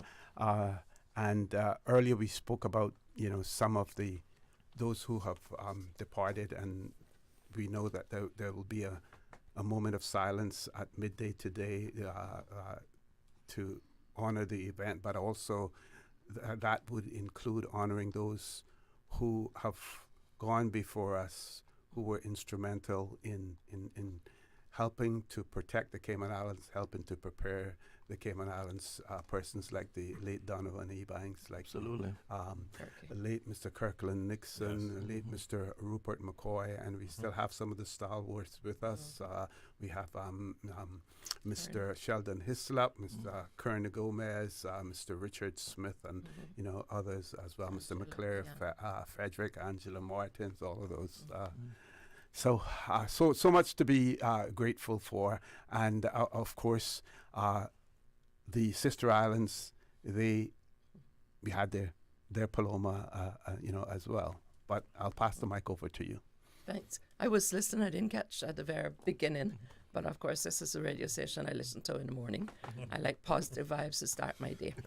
And if I could juxtapose into that, I always like to pray, and it's in the middle of it, but Sure. It's never too late with your kind permission. Certainly. Father God, as we come together as colleagues and friends and Caymanians and those who have chose to make Cayman this jurisdiction as their own, Lord, we just want to thank you for the Ivan experience, Lord, because out of that we've grown bigger and better in so many ways. And Lord, even as we are now in the midst of the hurricane season, we come to you as we know no other to go to for your protection, for your guidance, for your deliverance.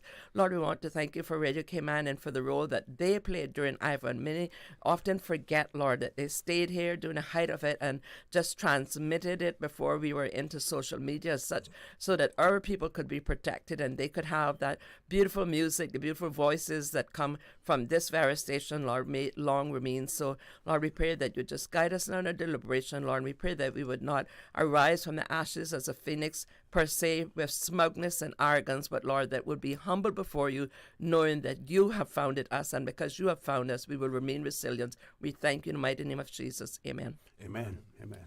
Thank you. Those of you that know me know that hurricane, next to education and religion, obviously, are some of my passions, and I'm an avid follower of it. John probably gets a little bit annoyed at me sometimes with wanting to find what's going to happen, John, in his forecasting. But I can say that, there have been many hurricanes, but Ivan is really one for the books, because it was that juncture in Cayman's history that we were able to look at the past improve and enhance and augment our present so that we would not repeat it. It's often said that if we don't know our history, that we're going to prepare to fail. And that's not what we're about, being a resilient maritime people here. There are so many vibrant memories about Ivan, but for me, we did not yet have the extra capacity.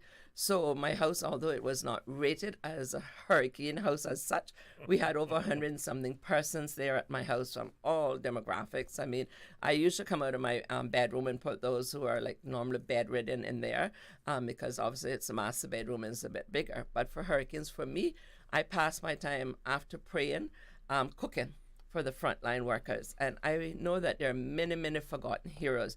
But for Ivan in particular, I want to give a huge shout out, Governor, OC colleagues, to the firemen. When no one else could be found across the 3 islands, the firemen came, they helped without accent, and they were proud to do it. And even as I share that now, I get cold chills because many times people think the firemen are those who dressed up in nice, pretty uniforms, shop for parade, pay dominoes, and cook food. But I can tell you that is a section is often unserved. And so on behalf of Minister Turner, who now has responsibility for Home Affairs and by extension through delegated power to Mr. Franz Manderson, they ought not to be forgotten. And every time there's an opportunity to sing their praises, it needs to be sung.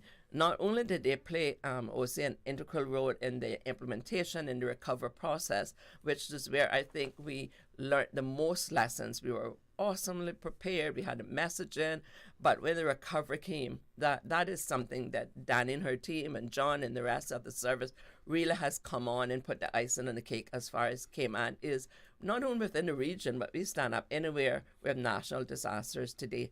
And so there's so much more to say with it. I'll give others some time to talk, but I just wanted to give a big shout out to the firemen and also to Mr. Larry Foster of Little Cayman, who is now retired, and whether he's listening or not, news fast, quick. I know he likes country music, so Susan will hear him at some stage. When I got on the radio, because those says, we had radio of different channels, and I put out the call, and the first one to answer me was Larry Foster in Little Cayman, and oftentimes people talk about what obtained in Grand Cayman, because Grand Cayman, although it was supposed to hit Cayman Brac, it shifted last minute and hit our colleagues in Grand Cayman. But we did get at least a category 3 on Cayman Brac, because I remember at one stage when I went out my back porch, because I heard the sound of airplanes. I know it was not Cayman Airways. It was actually the hurricane planes that were out flying over Cayman Brac during the storm time. And it was a bit funny. We'll see. Perhaps not funny, but it was fun at the time. Several of our more hurricane party goers decided that they were going to stay out in some of the local establishments until the last minute, right? And then at that, where my house is located at the end of the road is the infamous cave that many, many persons found shelter during 1932 to 33 and 39 hurricanes, right? And so in the middle of the storm, the pressure obviously built up in the caves and it started to affect the airs. I saw this passage almost of the Red Sea of people coming through the rain in my front yard with little mattresses and cardboard over there. And so I had, at that time, a wraparound porch on my house. And so as the wind shifted, they kept shifting and they came with a cooler. Well, they know I don't drink and I don't entertain alcohol on my property. So I gave them the benefit of the doubt and did not do a search.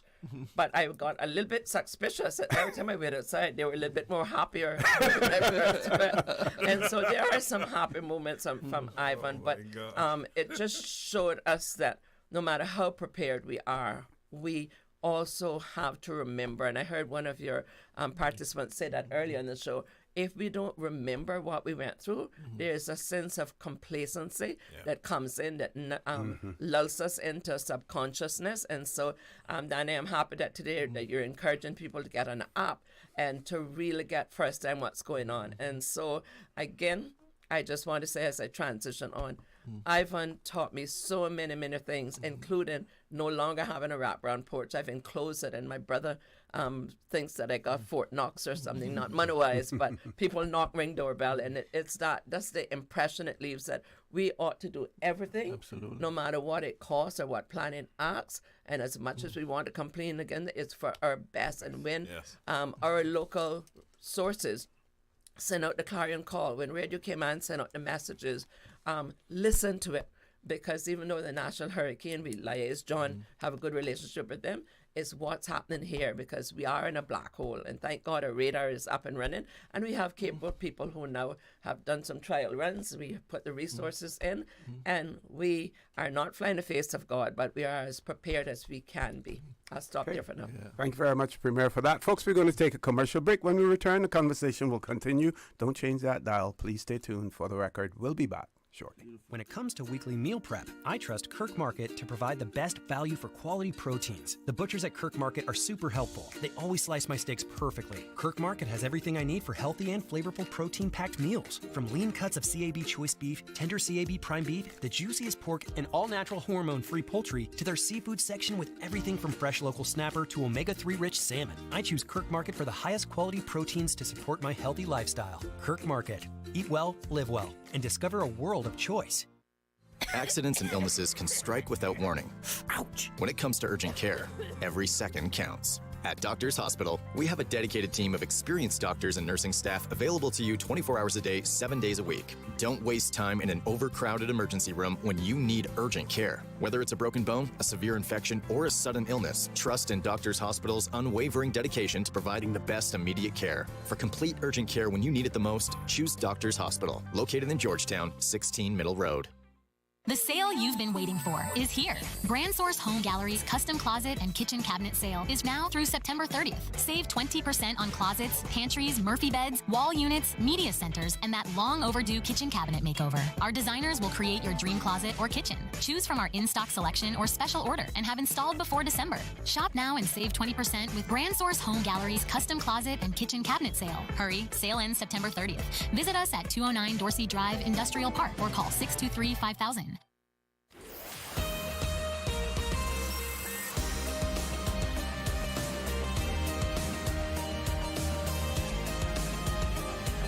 For the record, with Orrett Connor. Good morning. Welcome back to For the Record. For those of you who are just joining us, September the 11th, we're commemorating the passing of Hurricane Ivan in the Cayman Islands. The theme is the past, present, grateful, resilient. We're going to talk about resiliency now as well. Miss Danielle, starting with you, and then Mr. Tibbetts, you're going to talk about the National Weather Service as well. Thank you very much, OC. And just following on from Premier, obviously there's a lot of sort of unsung heroes in Ivan days. We've mentioned a few of the key players, and fire definitely was one of those key players. But also, the shelter managers, the likes of, Miss Jen Dixon, Miss Deanna Lookloy, Miss Debbie, had a fundamental role in those coordination. The police, the National Hurricane Committee were obviously, a massive part of it. But that private-public partnership, that's so key in it back then as it is today, probably more so today with our population the way it is. That the private entities, the likes of, dare I say, Foster's Food Fair. I remember going outside Foster's and those little bags that we all got of food. There's so many of those key players. The Recovery Committee we mentioned. But again, everything about any response is that relationship between the private and public sector. And I think that relationship continues to grow and grow. Is in regards to resilience, and we really have come a very long way. Again, because we've had that early storm, and I think in the region we are, one of the key players, dare I say it, because of that. Again, that the political interest, the finances invested in the structures, be it the building codes, the power structure, the water supply systems, the robust emergency communication system that we have now, both internally as emergency response agencies, but also, we have some incredible satellite capabilities now that we didn't have back then. We're also doing a lot of work on risk analysis. So really understanding what our risk is. We talked about storm surge. The storm surge modelling that we're doing nowadays is really state-of-the-art stuff, dare I say it. It really is very, very important. We do a lot of work on flood flood mapping around the island. So the flood sensors play a really key role in understanding what our risk is before we see it. We can monitor what that looks like, and we're trying to roll that out in the whole, all 3 islands. We talked about emergency shelter capacity. Now, again, with a growing population, that target always will continue to move. Right now, across all 3 islands, we have 11.5% of the population is covered. Obviously, this isn't as much as we like. We're always going to strive for more, but we do work with obviously private companies to try and ensure that people can be housed that work in those buildings, and also any sort of government new build. We strongly want to be part of that conversation to make sure any new build is considering the option of emergency sheltering. You talked earlier on about the National Emergency Notification System. Again, talking about all hazards here, and that notification of knowing what your risk is and knowing what to do about it. Obviously, we're going to have a test this afternoon, just after 12. After the moment of silence, we will conduct that National Emergency Notification App System test. But we really strongly encourage people to download that app, and we have our support team ready to go. If anyone needs any help with downloading that, just contact us at Hazard Management. But there's so much going on in regards to risk analysis and making sure that whatever we decide to do with our time at Hazard Management and with all our stakeholders that we work very closely with, that we're doing it because the risk requires it. And so I think we've come a very, very long way. Our LiDAR mapping, for example, is another great thing. Even the change of the national emergency structure, we've now incorporated mental health into that. We've incorporated so many, 19 in total emergency support teams. And that really is, bringing the best of the best into the NEAC, the National Emergency Operations Centre, to do their thing and to roll with what they need, because they've got the backgrounds in it. So we really are in a very good place as far as I think we're all concerned. But again, so much that comes down to learning lessons from the past. Yes. And making sure that our present reflects of those lessons, and we haven't forgotten lessons learned. We're actually acting on them. I think the tagline, the past, present, grateful, resilient, is brilliant, because one, we have to be grateful for how far we've come. We have to be grateful waking up today and not having a storm over our heads, and the fact that we did recover so quickly is such a great, inspiring thing. I mean, I look around other overseas territories who've been hit more recently, and we've come very, very, very far in the last 20 years, and we are much more resilient. So just again, another reminder to all the public to be ready, because again, a number of people who weren't on the island back then have no idea what a hurricane looks like, no idea what the aftermath looks like. There's no water, there's no electricity. How can you survive in that unless you know how to do so, and you're prepared for it, and you've got your evacuation or your shelter plans in place? And again, Hazard Management is very, very much here to help you get those plans in place, and to help schools, service clubs, families, whoever, just to make sure you're prepared. Okay, Mr. Tibbetts. Thank you, Danny. Problem when you start me talking is there's a lot going through my mind. I just want to start with something, and that is, as a stakeholder with hazards management, I sit here in awe of how far we've come from the days of Ivan, when we had a hurricane committee overseeing things, and the hurricane committee comprised of voluntary individuals. And no full-time disaster managers. So kudos out to Danny and her team. I'd like to say also that I think they've looked at hazards, and they've looked at it in a completely different light. I don't think we could have imagined what was creating at that time. I'd also like to piggyback on what the Honourable Premier mentioned, and that's the fire department. One of the things that is unset up with regards to the fire department is that the fire department was the place where we housed the NEOC. And really and truly, the fire department was the ones that were through which the hurricane exercise was operated. I remember making many fictional hurricanes for them over the years. So yeah, it's very much kudos to them and all the great work that they've done. For the National Weather Service, we grew from an organization from about 11 staff members now to about 18, 19 staff members. The forecasting numbers are coming along slowly, but there is a plan in place to add an extra key ingredient to the disaster management function in the Cayman Islands, and that is to get the National Weather Service to a 24-hour function. Okay. And its office started and completed. And of course, I'm to be honest with you, I never understood the term, but I'm patiently waiting. I'm not a person who patiently wait. I'm very impatiently waiting for our National Weather Service headquarters, which Honourable Premier and her team and other ministries and chief officers have all supported and what have you. I'd like to just say one thing about the disaster management function in the Cayman Islands, and that was I was blessed to take part in a project recently with the World Meteorological Organization. I was requested to be added to an expert task team for the World Meteorological Organization. And over about 3 years, we put together and we co-authored a book called Early Warning Systems for Guidance for Early Warning Systems and National Weather Services. And I collaborated quite often with hazards management and other entities to collect information in that. And Cayman was highlighted as a small island jurisdiction in the Caribbean that is basically doing it right with regards to early warning systems. I'd also like to take time out to just pay tribute to two of our staff members that have retired and moved on in their years, Mr. Floyd Webb and, of course, our very first Cayman BRAC weather forecaster, Mr. Avalon Porter. Yes. He's sitting down and enjoying the cozy life in the retirement years. I'd also like to say that Ms. Julie was also our minister at the time when we added a very significant piece in the Armory, and that was the weather radar. And we've had some struggles with it, but she's come back, and she's back being our minister again.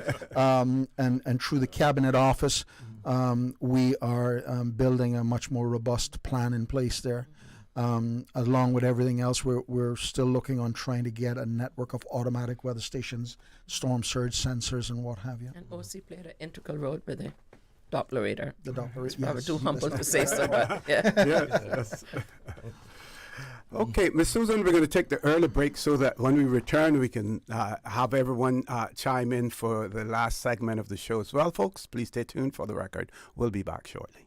Did you know that Doctors Hospital provides urgent care services 24 hours a day, 7 days a week? And Doctors Hospital's urgent care physicians have access to the most advanced MRI and CT imaging in the Caribbean, providing reliable diagnostics when you need it most. When you need quality urgent care for an illness or injury, Doctors Hospital is here for you 24/7. Whether it's a migraine, chest or abdominal pain, shortness of breath, broken bones, or another urgent need, Doctors Hospital at the top of Walker's Road. Urgent care right now. West Bay Pharmacy in Centennial Towers, a compounding story. I don't think people realize how pain creeps into your life. It has a way of robbing your strength. I really don't like taking prescription medication orally. West Bay Pharmacy in Centennial Towers. They understand. When it comes to compounded medication, it's personal. So whenever there's a problem with some medication or treatments that's not working right, then a physician will call me and say, hey, they're having bad side effects from this medication. Compounding pain cream changed the game. Made special for me. Significant pain relief in the form of a cream. That is a new experience for me. It's changed his life.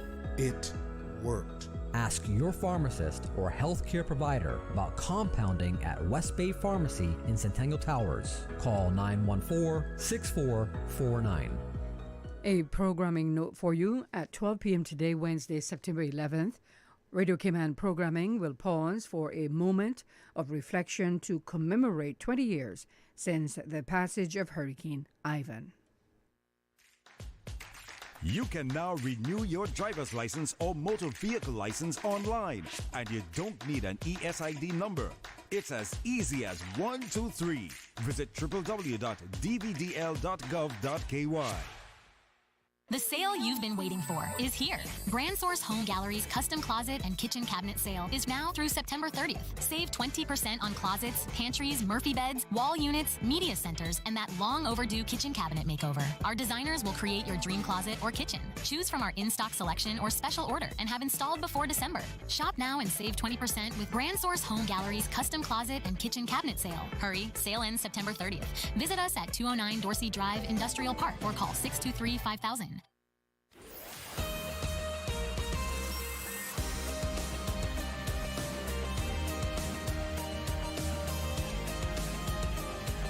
For the Record with Orrett Connor. Good morning and welcome back to For the Record. We're on the last leg of this special edition of For the Record this morning, commemorating the passage of Hurricane Ivan 20 years ago. That this portion of the discussion has taken place with Miss Danielle Coleman, who's the Director of Hazard Management, Cayman, Mr. John Tibbetts, who's the Director General of the National Weather Service.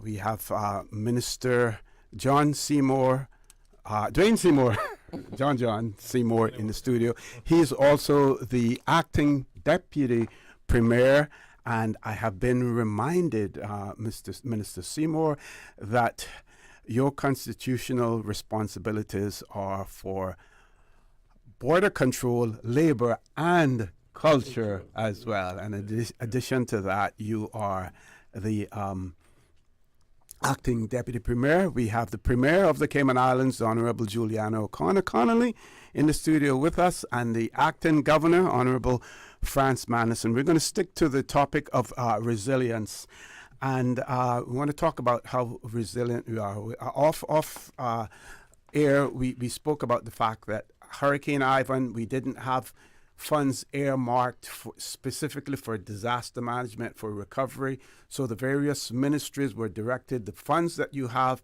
they all have to be redirected towards the recovery effort. Acting Governor, I want you to talk about the role of the civil service in that endeavor and where we are today as compared to 20 years ago. Sure. Also, as far as resilience, Premier, I had the opportunity to attend a Chatham House conference with the then leader of government business, the Honorable Kurt Tibbetts. And we heard from representatives there about this initiative that was being taken by the World Bank and other donors in creating a Caribbean catastrophic risk insurance fund. He heard about that and he said, I want to know more about this. And he followed up on it. And when it came into being, we were one of the first subscribers to it, and we assisted others as well. Want you to talk about where we are at with that, if we have received any payouts since that period of time as well. So the mic's over to you, starting with you, Acting Governor. Yes.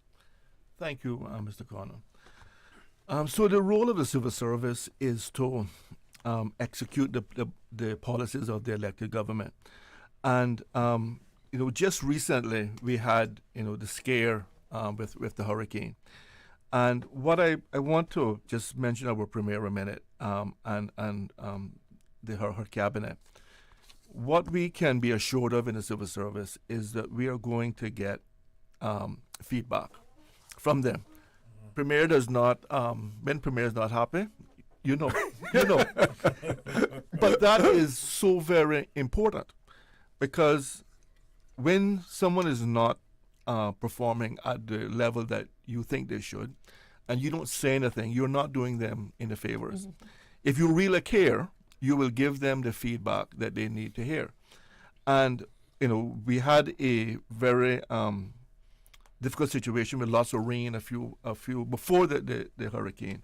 And Premier and her colleagues said, DJ, there were some missteps. There were things that didn't happen as well as they should in terms of communication with the elected arm.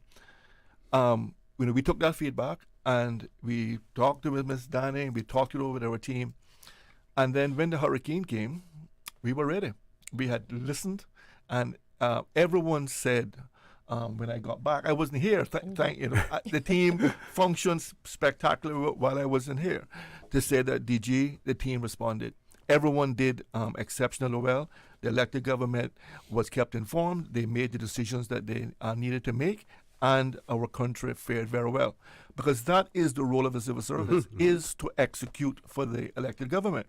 The Premier can't be everywhere. Minister Seymour can't be everywhere. And that's why we have a small army of civil servants to do the job with the technical ability to get it done. So, we welcome feedback, and we welcome the opportunity to serve our country. So, Connor, I just want to end on two things that sort of are continuing in my mind. And social media was not around during Hurricane Ivan. Yes. It's around now. And if you think of the misinformation that was out there during Ivan, I mean, I was told that the Ritz-Carlton bridge was in the road, that there were devastation everywhere. It was really, really, really bad. And that hundreds of lives have been lost at Marner's Cove. Yeah. So if you think about that, and you think about that, today, if that was the most of misinformation, we never had that level of social media. Imagine today. So I was at a hurricane conference many years ago, and we were talking to some colleagues. The team like Hazard Management that was in the United States, they have a team that all they do is to manage misinformation. So that's where we are going to have to be doing it in the event of the hurricane. But also, my message is to the Caymanian people, do not listen to social media about what is actually happening in your country. Tune in to government channels. Yes. Radio Cayman. Tune in and get the correct information, because it will cause havoc in our community. There was a photo. There's a hurricane that hit New York, and there was a photo of a shark in Wall Street, swimming down Wall Street. It was not true, but it caused havoc. Then the other thing is pets. I think everyone knows that almost everyone in Cayman has a pet. I attended a hurricane conference shortly after the devastation in New Orleans. What was the name of that hurricane? I can't remember. Katrina. Yeah. And they talked about the number of people who drowned in their homes because they did not want to leave their pets. Ms. Dani and her team, with the support of the elected government, has identified a number of shelters where you can take your pets. But I still believe there's going to be a lot of people here that do not want to leave their homes because of their pets. And I would caution against that, and to tell people to make your life a priority. And if you're told that a dangerous hurricane is coming, before we tell you that, you should know exactly where you're going to go. Do not have it as a guessing game after when you're told that a powerful hurricane is approaching. So those are my two messages, Mr. Connor. And again, thank the Premier and her cabinet for working with the civil service. We get very clear direction of the things that we need to deliver, and I'm very proud that the civil service has done its part to deliver for the government and the people of the Cayman Islands. Excellent. Premier? Thanks, OC. I was listening to the acting governor and just rolling over my mind, what it really means to be resilient. And I think, it's the process and indeed the methodology of having gone through a difficult situation and adapting to it. And we've done that, and we've spoken to some of that this morning, in the physical and infrastructure realm. But I think also there was a lot of mental anguish, and emotional anguish. And even now, as we prepared, to remember and to celebrate our successes and the lessons learned from Hurricane Ivan, some people are still not very comfortable with the topic. It's a melancholic day for them. They had some loss of death, and we've recorded two specifically for Hurricane Ivan. But I'm also aware of persons who died during Hurricane Ivan from natural occurrences and had to remain in the homes because we could not traverse in there. And I remember I had someone in West Bay, which I mentioned before, Christine Maltman, who worked for the government, and they were calling in, you know, to radio, and I was trying to get fire station and Mr. Gomez to go to them. And she had worked, Mr. Gomez was her boss, and when you heard Colonel Gomez saying, no, I see waves coming down, which was the storm surge that John talked about this morning, and fish in the fire station, we knew that we were in trouble because over 50% of Grand Cayman was covered. And so that was a difficult time. You know, people got out of their comfort zones, and all of those psychological barriers, whether it was whether you lived in gated communities or whether you were Jamaican or Filipino or Caymanian. One of the images I cannot get out of my mind is when I landed. We were some of the first to land from the Brat, and I went way down into West Bay. It was, you really didn't have GPS, but it wasn't easy getting to 7 Mile Beach. I decided to come into the road instead, and I saw a relative of yours, I think it was Mr. Jimmy Powell, and this is how he was standing up on the iron shore. And if you know Jimmy don't get in that position too often, right? And I stopped and had a word with him, and I mean, he was almost speechless. But did Jimmy just stay on the iron shore and kept his hands up and said, that's it, you know, we took a lick, we can? No, he bounced back, and very successfully. So that is just about one small example of the resilience that we had there. One of the lessons learned, as you said, from Katie, I refer to him to, when he decided, he saw a good thing, he grabbed it and he adapted. That was another example of how we became resilient. And I'm reliably informed by my good and competent FS that our annual insurance premiums is in tune of $11 million annually. And we do it through the Caribbean Catastrophic Risk Insurance. They provide also an additional level of protection, and that runs in a tune of $1.2 million US. And then that covers the minimal damage, for example, that we received in Beryl. We got that minimum amount, and it was $540,000 US. But those are for specific coverage, earthquakes and hurricanes. Yeah. And CRIF, we believe, is credible, it's reliable. It recently paid out $40 million to Grenada, US. And some say 50 million, so I can safely say no less than 40 and no more than 50 million. And what they pride in, because I went to a meeting with them earlier this year, is that they deliver it within 14 days. And that's normally where a lot of the recovery, it becomes stymied, is the delay. We went through that with insurance companies here. I mean, it wasn't until Ivan that I discovered, I thought I was fully covered with insurance, because every year you go through the whole thing and you got complaints from your constituents, and I experienced it personally, that you're underinsured. I'm like, how can I be uninsured? And every year for the past 20-something years, you were taking my money, you never complained, right? And because I was so busy trying to rebuild the country and everything else, you know, that's another side of the resilience and recovery we need to look at, are those who are the frontline workers and the politicians, the civil service, those that work at Radio Cayman. We're out there in the front line delivering. You get tired, you get weary, and thank God we had some replacement from the Bermuda Regiment. Yes. We now have our own regiment, and we're continuing to build that. We continue to fund into that there. And so I believe that, you know, as we take time today, OC, and reflect about Hurricane Ivan, yes, there are many, many bad memories, but it came to pass. And because it came to pass, it put us in a position where we were now able to help our brothers and sisters in the Caribbean, because we are prepared even more, and we've invested even more. Do we need to invest more? Yes. I just loved the idea that Mr. Manson said about the social media, and I think, Dan, if you haven't put in a request for it, you ought to put in a request for it. No, because it's excellent request. That is a national security matter. If you get the wrong information out because of the emotional psyche that's going on at the time, people want the assurances. And so that's why, you know, I keep harping, like on Radio Cayman. I know for us on the Bright, you guys are our only link.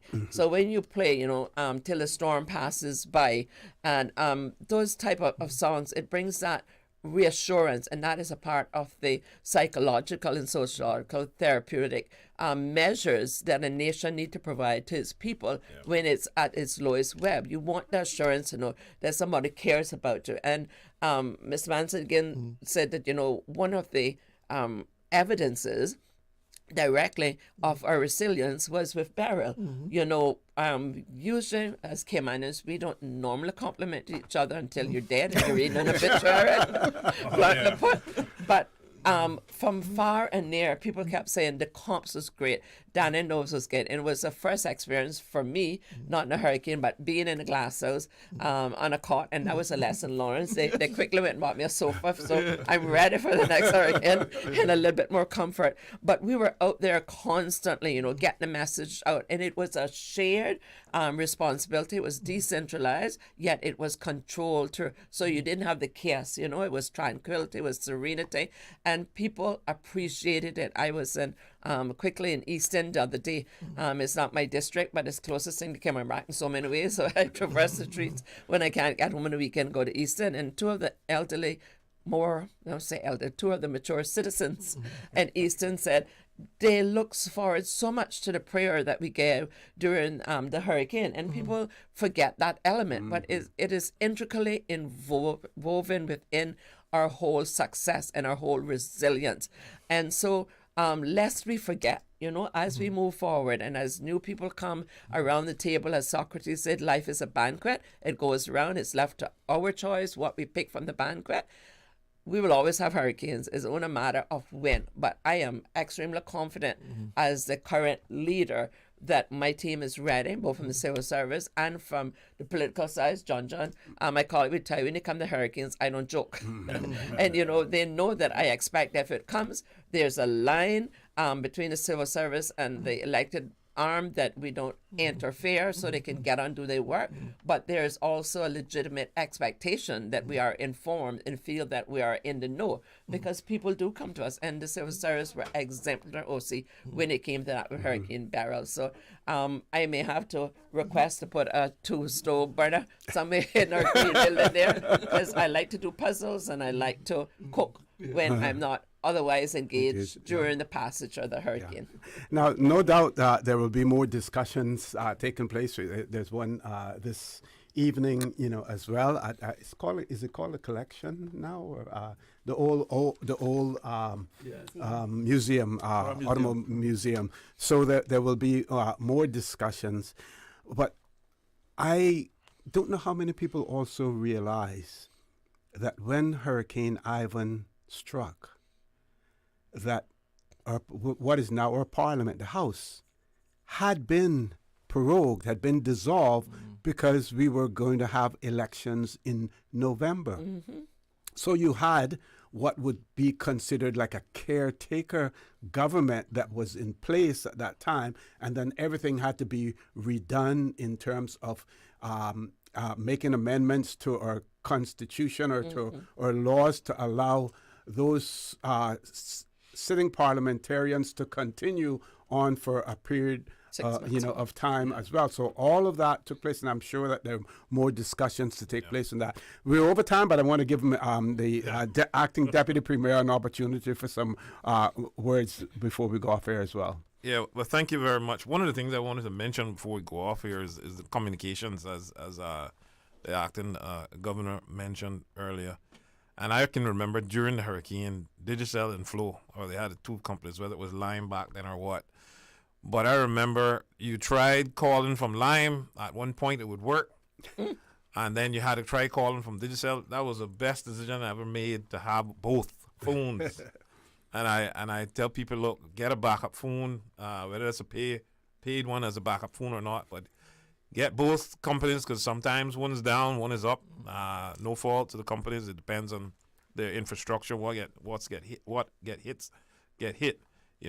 But other than that, before we leave, I want to thank the citizens and residents. I want to say to you, constantly shore up your hurricane plan. You can't have a plan that is final. You got to constantly shore it up, constantly store things. I had a freezer that was the best freezer on earth. I had no electricity, but my freezer stayed there for about 10, 14 days, and I cooked out of that for the community for weeks. But I want to say thank you to the hazard management, now named. I don't know if it was hazard management 20 years ago. I don't think so. It was something else. National Hurricane Committee. National Hurricane but only Committee. Hurricanes, not for all of it. Yes. And I want it wasn't anything permanent either. Civil servants had other jobs that they had to do. Yes, as well. Much more organized now. The weather service, the supermarkets, I remember everybody standing in line there, rich and poor, and money meant nothing. It was such a beautiful time. And uniformed services, the civil service and the shelter wardens, the citizens of this country who listened and allowed us to save lives, for the churches and all the prayers, Radio Cayman, for the phone companies, as I said, Flow and Digicel, CUC, Water Authority, Cayman Airways. Thank God for the kind spirit of people, the togetherness that we had at that time.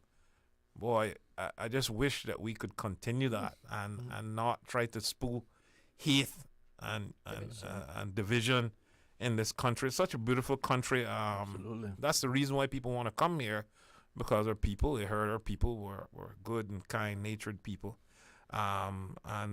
Obviously, they're hearing otherwise on some of the other blogs. But I want to thank you all for inviting me in this morning to reflect. Some people are going to have a difficult time reflecting because they had a different experience during this hurricane.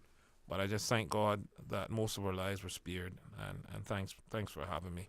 Okay, and I want to thank all of you for all the good work that you do in helping to keep the Cayman Islands safe as well, and keeping up with the technology, keeping up, with all of the new procedures and policies that are in place, as well. You do a tremendous job. I want to remind our listeners as well that the event that is sponsored by the Ministry of Youth, Sports and Heritage, Flourishing After 20 Years, reflecting on Hurricane Ivan, that will be taking place this evening as well at the old Car Museum in West Bay, opposite the Crack Count area, from 6 o'clock until 9, I believe it is. Parking facilities will be available in the parking lot for the Turtle Center, and then you will be transported, bussed across to the location, as well. It is an open invitation to all, so please take the opportunity as well. And there'll be more.